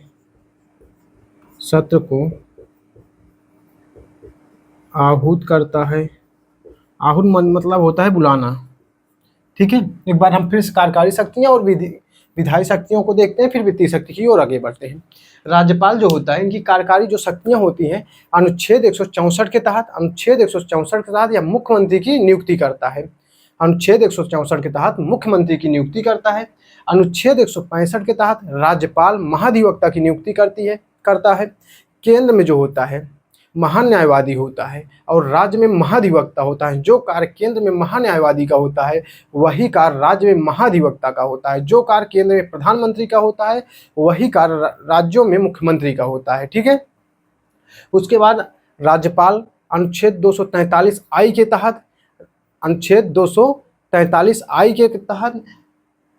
तहत राज्य वित्त आयोग के अध्यक्ष की नियुक्ति करता है। केंद्र में वित्त आयोग के अध्यक्ष की नियुक्ति राष्ट्रपति करता है। ठीक है, राज्यों में अनुच्छेद 243 आई के तहत राज्य वित्त आयोग के अध्यक्ष की नियुक्ति राज्यपाल करता है। और राज्यपाल अनुच्छेद 243 के तहत राज्य निर्वाचन आयोग के अध्यक्ष की नियुक्ति करता है। अनुच्छेद 243 के तहत राज्यपाल राज्य निर्वाचन आयोग के अध्यक्ष की नियुक्ति करता है। केंद्र में कौन करता है? केंद्र में राष्ट्रपति करता है। ठीक है, उसके बाद विधायी शक्तियों में हम लोग देखते हैं कि अनुच्छेद 213 के तहत भारतीय राष्ट्रपति की तरह, जैसे भारतीय राष्ट्रपति अनुच्छेद 123 के तहत अध्यादेश जारी करता है, उसी प्रकार से राज्यों में राज्यपाल भी अनुच्छेद 213 के तहत राज्यों में अध्यादेश जारी करता है। अनुच्छेद 200 के तहत राज्य विधानमंडल के विधेयकों पर वीटो लगाता है। ठीक है, अनुच्छेद 200 के तहत राज्यपाल जो होता है राज्य विधानमंडल के विधेयकों पर वीटो लगाता है और राज्य मंत्रिपरिषद के सलाह पर विधानसभा का विघटन करता है, या विधानसभा का सत्रावसान करता है, या सत्र को आहूत करता है। ठीक है, नोट करिए, फिर हम लोग आगे बढ़ते हैं। चलिए, इस तरफ से हम लोग वित्तीय शक्ति डालिए। अब हेडिंग डालिए वित्तीय शक्ति।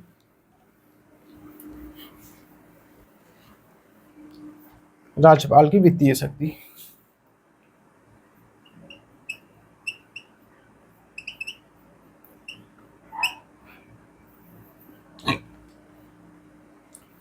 इसमें लिखिए राज्य का धन विधेयक,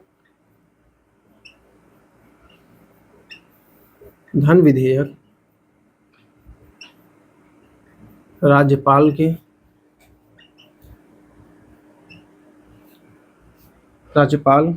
के पूर्व स्वीकृति के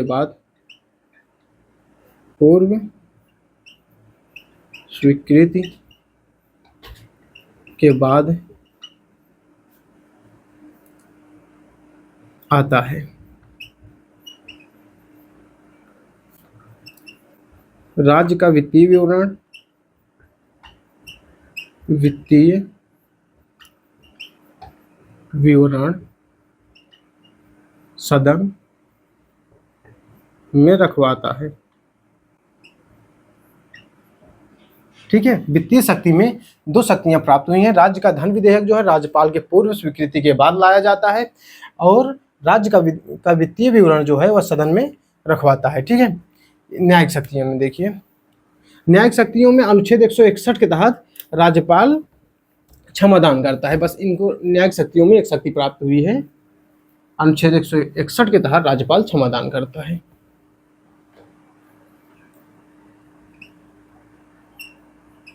न्यायिक शक्ति,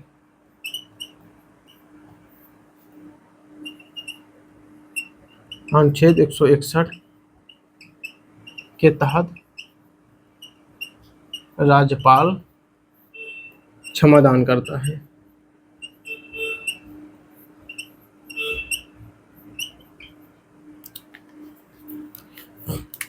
एक हेडिंग बना लीजिए, कुछ मामलों में राष्ट्रपति और राज्यपाल का तुलना कर। राष्ट्रपति और राज्यपाल की तुलना।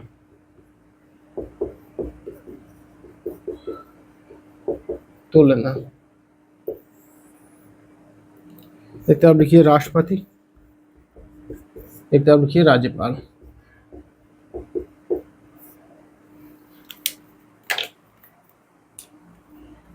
चलिए,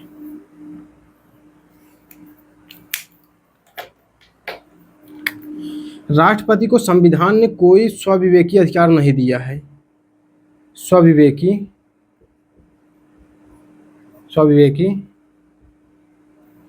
शक्ति नहीं दी है। संविधान ने राष्ट्रपति को कोई भी स्वविवेकी शक्ति नहीं दी है।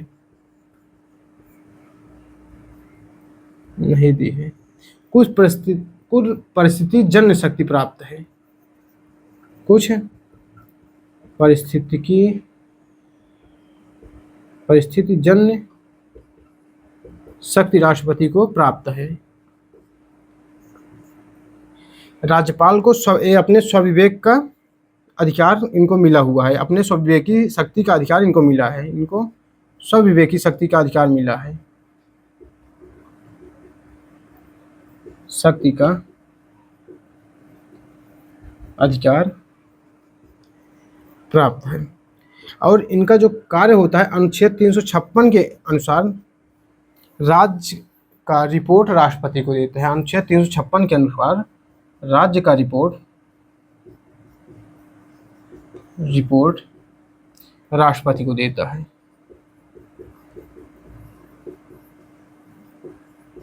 और अनुच्छेद 200 के तहत किसी राज्य विधानमंडल के विधेयक को, अनुच्छेद 200 के तहत किसी राज्य विधानमंडल के विधेयक को राष्ट्रपति के लिए आरक्षित रखवाता है। ठीक है, इस प्रकार से नोट करिए। राज्यपाल समाप्त हुआ, अब हम लोग पढ़ेंगे आगे मुख्यमंत्री।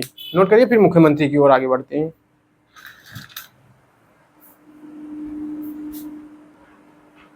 चलिए, आप लोग अगली हेडिंग बनाइए, मुख्यमंत्री, चीफ मिनिस्टर। अब हम लोग पढ़ेंगे चीफ मिनिस्टर, मुख्यमंत्री। हम लोग गवर्नर टॉपिक समाप्त किए, राज्यपाल। अब हम लोग पढ़ेंगे मुख्यमंत्री। हेडिंग बनाइए, मुख्यमंत्री।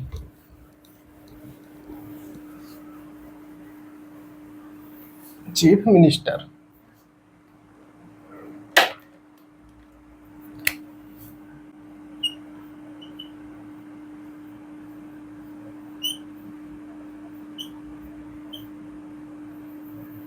मुख्यमंत्री, ठीक है। हम लोग देखेंगे इनकी नियुक्ति,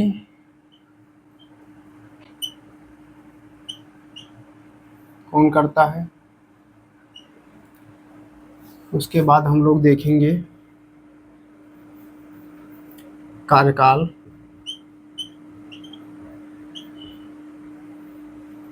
फिर हम लोग देखेंगे शपथ, कौन दिलाता है, फिर हम लोग देखेंगे त्यागपत्र,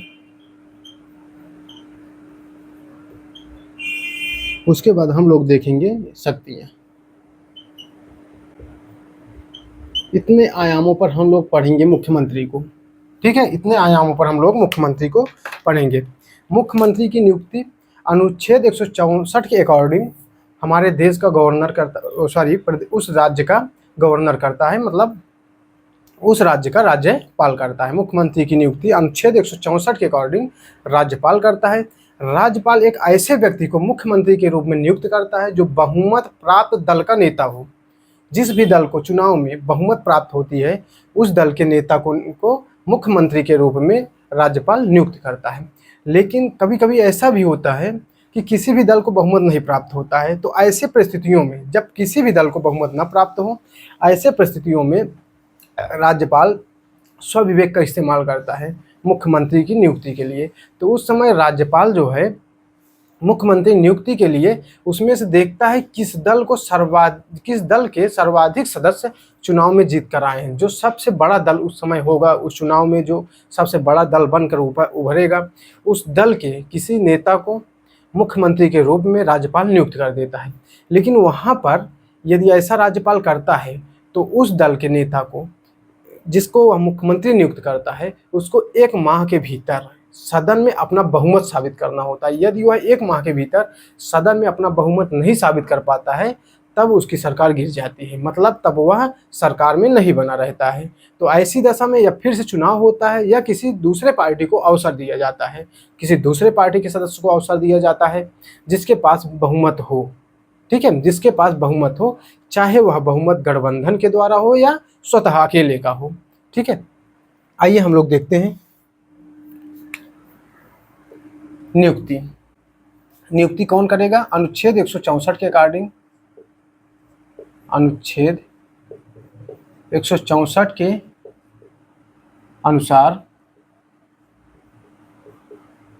संबंधित राज्यपाल संबंधित राज्य का राज्यपाल करता है।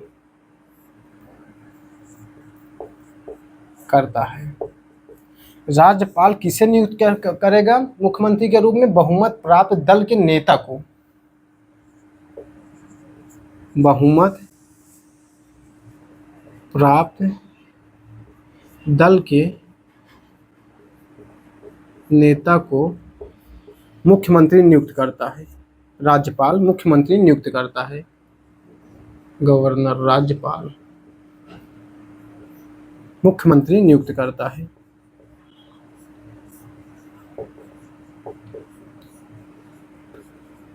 नियुक्त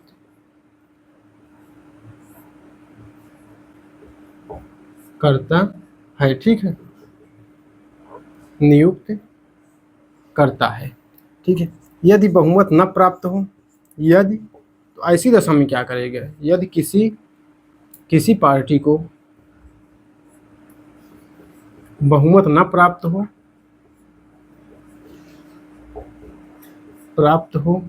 तो ऐसी दशा में सबसे बड़ी पार्टी जो होती है, सबसे बड़ी पार्टी के नेता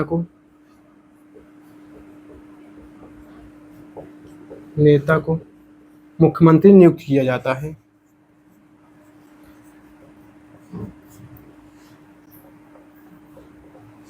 मुख्यमंत्री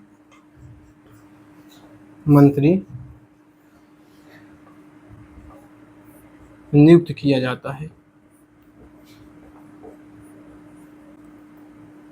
ठीक है, लेकिन शर्त यह होती है कि 1 माह के भीतर विधानसभा में उसे बहुमत साबित करना होता है। फिर उसको 1 माह के भीतर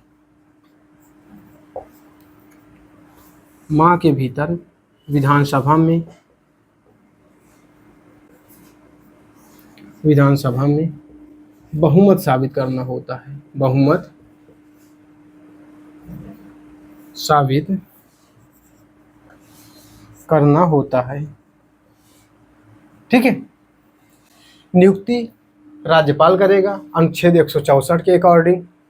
राज्यपाल जब किसी प्रदेश में, वह उसी प्रदेश में जिस प्रदेश का वह राज्यपाल हो, ठीक है, उसी राज्य में जिस राज्य का वह राज्यपाल हो, संबंधित राज्य के राज्यपाल जब मुख्यमंत्री की नियुक्ति करता है, सबसे बड़ी पार्टी के नेता को नियुक्त करता है या जिसका बहुमत प्राप्त हो।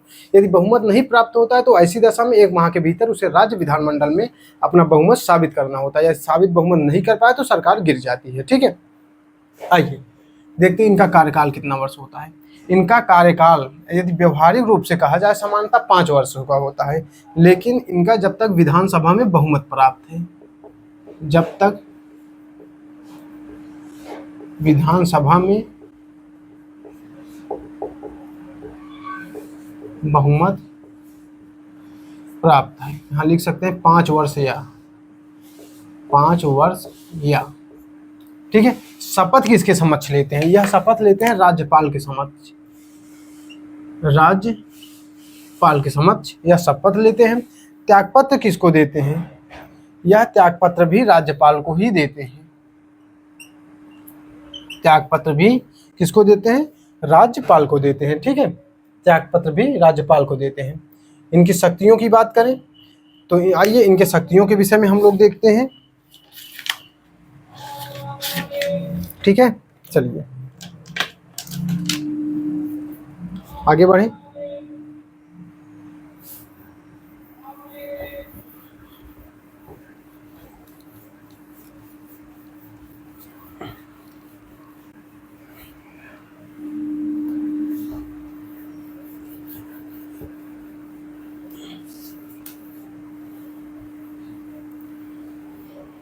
मुख्यमंत्री की शक्तियां।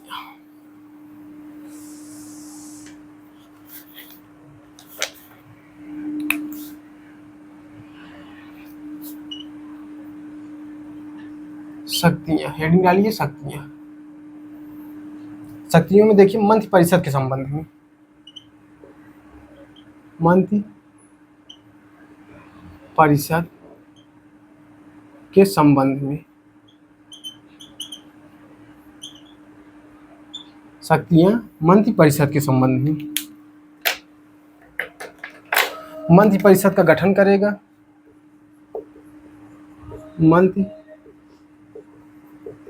परिषद का गठन करेगा, मंत्रियों के बीच विभागों का बंटवारा करेगा, मंत्रियों के बीच विभागों का बंटवारा करेगा,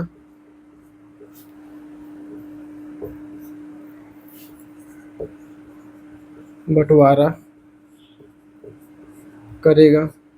ठीक है, मंत्रियों के बीच विभागों का बंटवारा करेगा, उन मंत्रियों के बीच विभागों का बंटवारा करेगा और मुख्यमंत्री अपना त्यागपत्र देकर पूरे मंत्रि परिषद को भंग कर सकता है। मुख्यमंत्री अपना त्यागपत्र देकर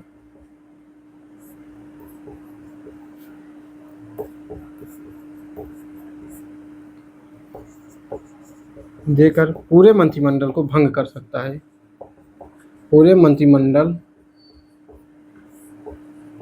को भंग कर सकता है।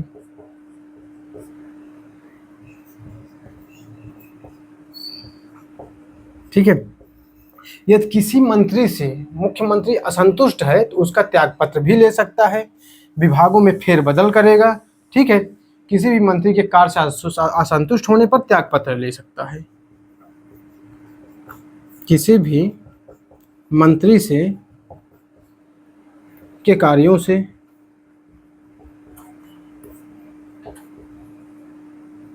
असंतुष्ट होने पर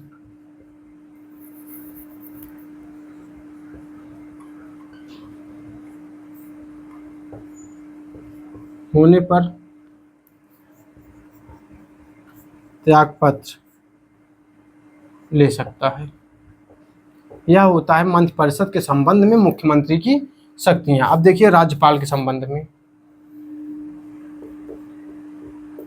राज्यपाल के संबंध में,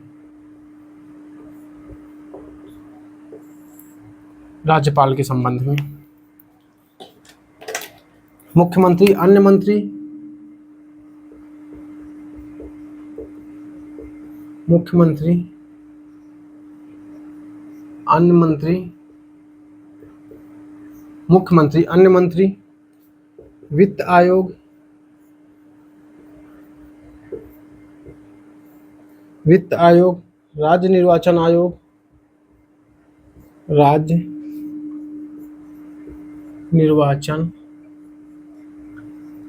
आयोग, वित्त आयोग, राज्य निर्वाचन आयोग, राज्य लोक सेवा आयोग, राज्य लोक सेवा आयोग, राज्य लोक सेवा आयोग, इन सब के अध्यक्षों की, सबके अध्यक्षों की, इन सब के अध्यक्षों की नियुक्ति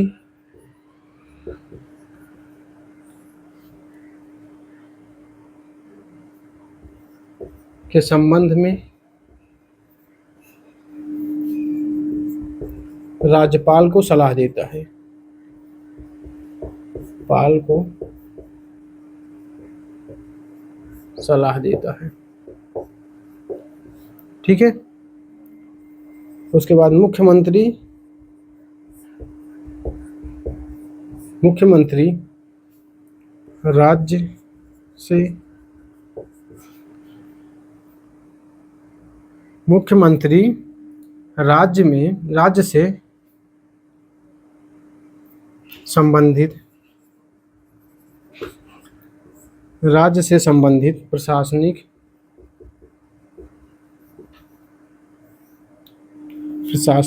सूचनाओं को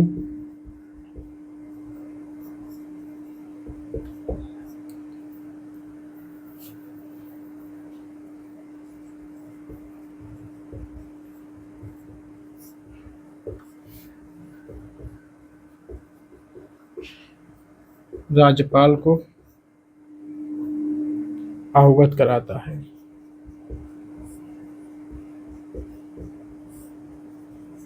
प्रशासनिक सूचनाओं से राज्यपाल को अवगत कराता है। ठीक है। मुख्यमंत्री, अन्य मंत्री, वित्त आयोग, राज्य निर्वाचन आयोग, राज्य लोक सेवा आयोग, इन सब के अध्यक्षों की नियुक्ति के लिए राज्यपाल को सलाह देता है। ठीक है। और मुख्यमंत्री राज्य संबंधित प्रशासनिक सूचनाओं से राज्यपाल को अवगत कराता है। प्रशासनिक 2 बार लिखा था, सूचनाओं से राज्यपाल को अवगत कराता है। ठीक है। चलिए, अब इसमें बच रहा है मंत्रिपरिषद के संबंध में, राज्यपाल के संबंध में होगा, राज्य विधानमंडल के संबंध में। चलिए यहाँ हेडिंग बना लीजिए, राज्य विधान मंडल के संबंध में।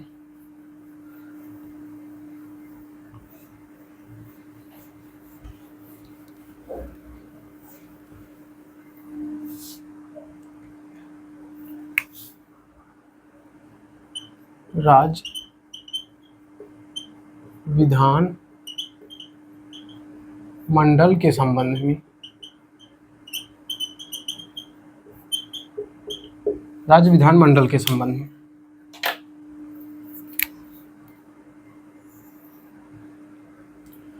मुख्यमंत्री राज्यपाल से कहकर, राज्यपाल से कहकर, मुख्यमंत्री राज्यपाल से कहकर विधानसभा का विघटन करा सकता है,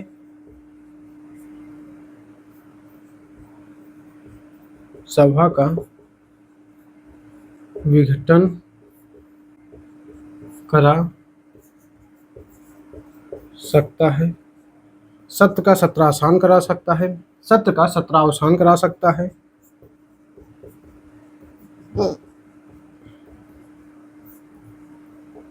करा सकता है, सत्र को आहूत कर सकता है, आहूत करा सकता है। मुख्यमंत्री के सलाह के बाद राज्यपाल सत्र को आहूत कर सकते हैं। ठीक है, नोट करिए। अब अगली हेडिंग बनाइए, महाधिवक्ता। महाधिवक्ता की भी नियुक्ति अनुच्छेद 165 के तहत राज्य के मंत्रिपरिषद के सलाह के बाद, राज्य के मंत्रिपरिषद के सलाह के बाद राज्यपाल करता है। महाधिवक्ता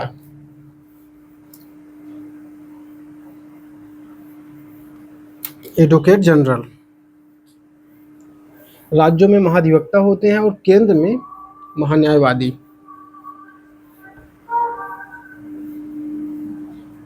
जो कार्य राज्य में महाधिवक्ता का होता है वही कार्य केंद्र में महान्यायवादी का होता है।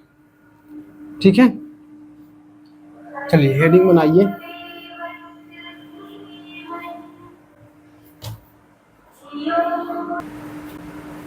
आप लोग हेडिंग बनाइए। अगली हेडिंग महाधिवक्ता। एडवोकेट जनरल, महाधिवक्ता इंग्लिश में कहा जाता है एडवोकेट जनरल। ठीक है, महाधिवक्ता को भी हम विभिन्न आयामों पर पढ़ेंगे, जैसे हम पढ़ते आए फ्लो चार्ट के माध्यम से। इनकी नियुक्ति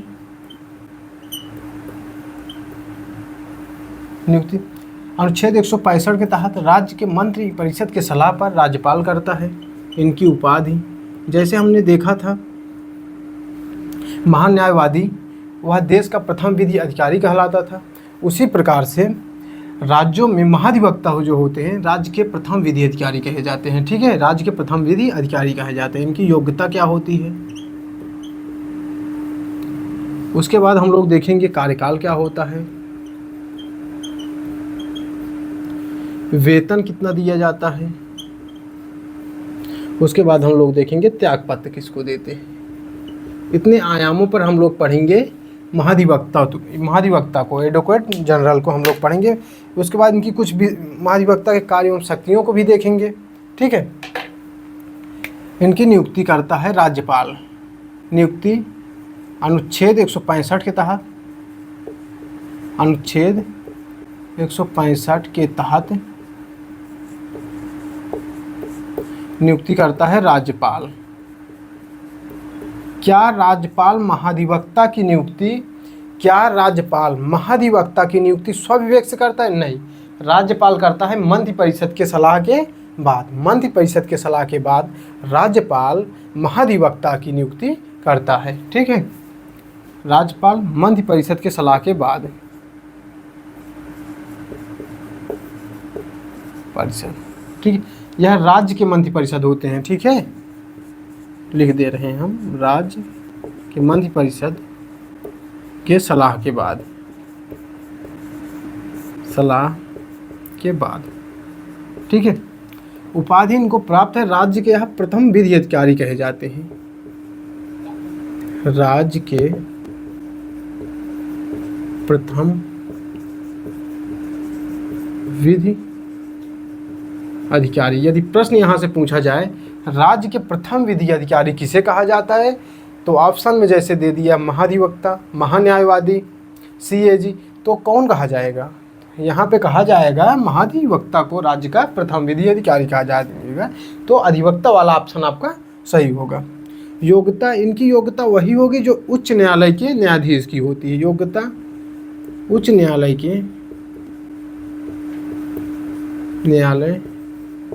के न्यायाधीश के समान।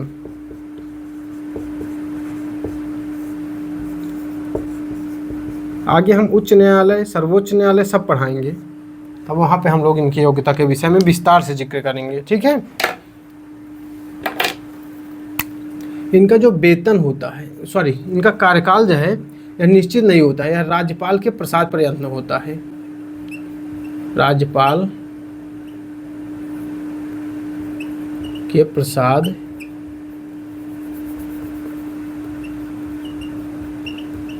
पर्यंत होता है।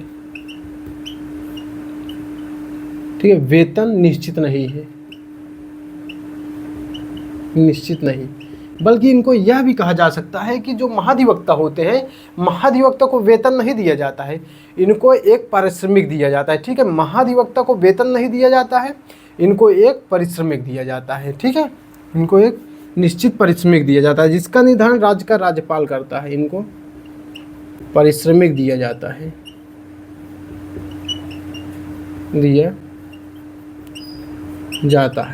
इनका जो पारिश्रमिक दिया जाता है, इसका निर्धारण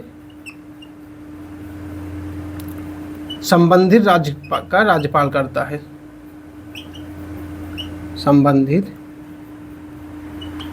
राज्य का राज्यपाल करता है। ठीक है, त्यागपत्र की बात करें तो यह त्यागपत्र किसके समक्ष देंगे? त्यागपत्र किसको देंगे? त्यागपत्र देंगे राज्यपाल को। नियुक्ति भी राज्यपाल करेगा और त्यागपत्र भी राज्यपाल को देंगे। इनकी नियुक्ति भी राज्यपाल करता है और यह त्यागपत्र भी राज्यपाल को देते हैं। ठीक है, चलिए अब अगली हेडिंग बताइए, महाधिवक्ता के कार्य एवं विशेषाधिकार। आगे बढ़े हम लोग, महाधिवक्ता के कार्य और विशेषाधिकार हेडिंग डालिए।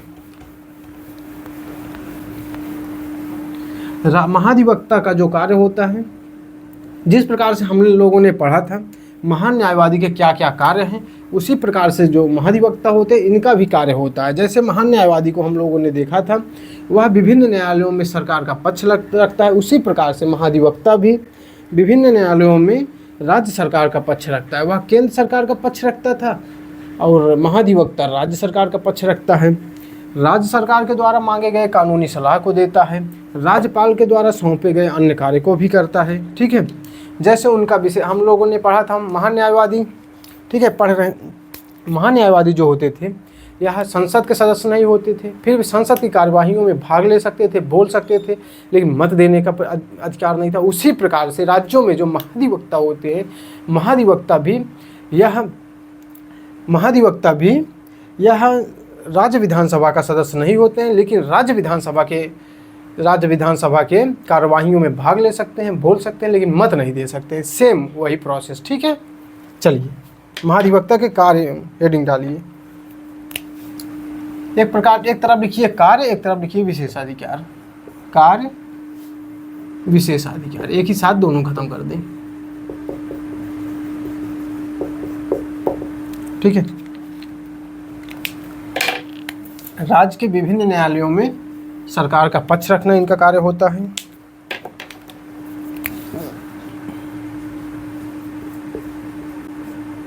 राज्य के विभिन्न न्यायालयों में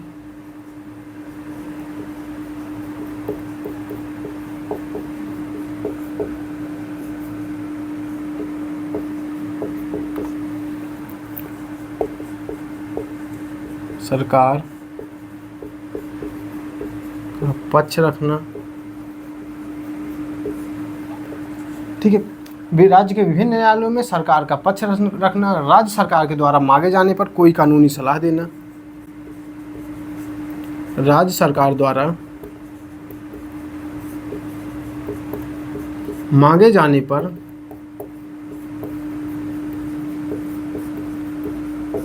कोई कानूनी सलाह देना,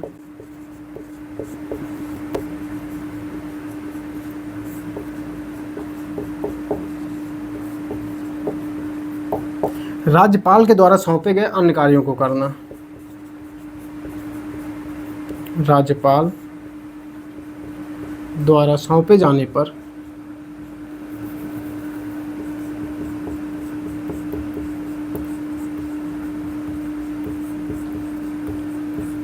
अन्य कार्यों को करना।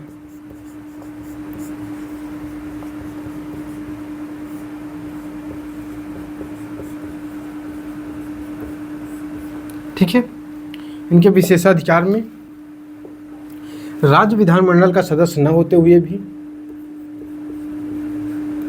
राज्य विधानमंडल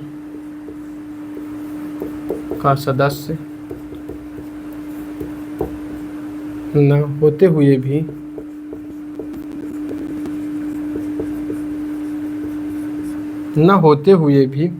राज्य की कार्यवाहियों में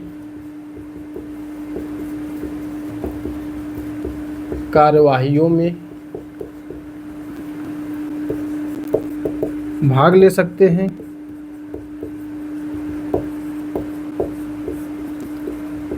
बोल सकते हैं,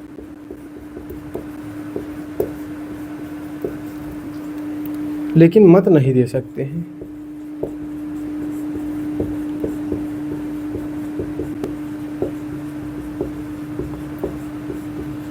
ठीक है, मत देने का अधिकार नहीं होता है। राज्य की समितियों का सदस्य भी बन सकते हैं। राज्य की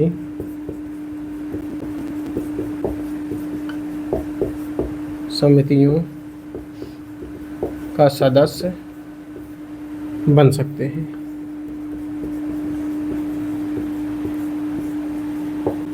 ठीक है, इस प्रकार से हम लोगों ने महाधिवक्ता पढ़ा। ठीक है, चलिए।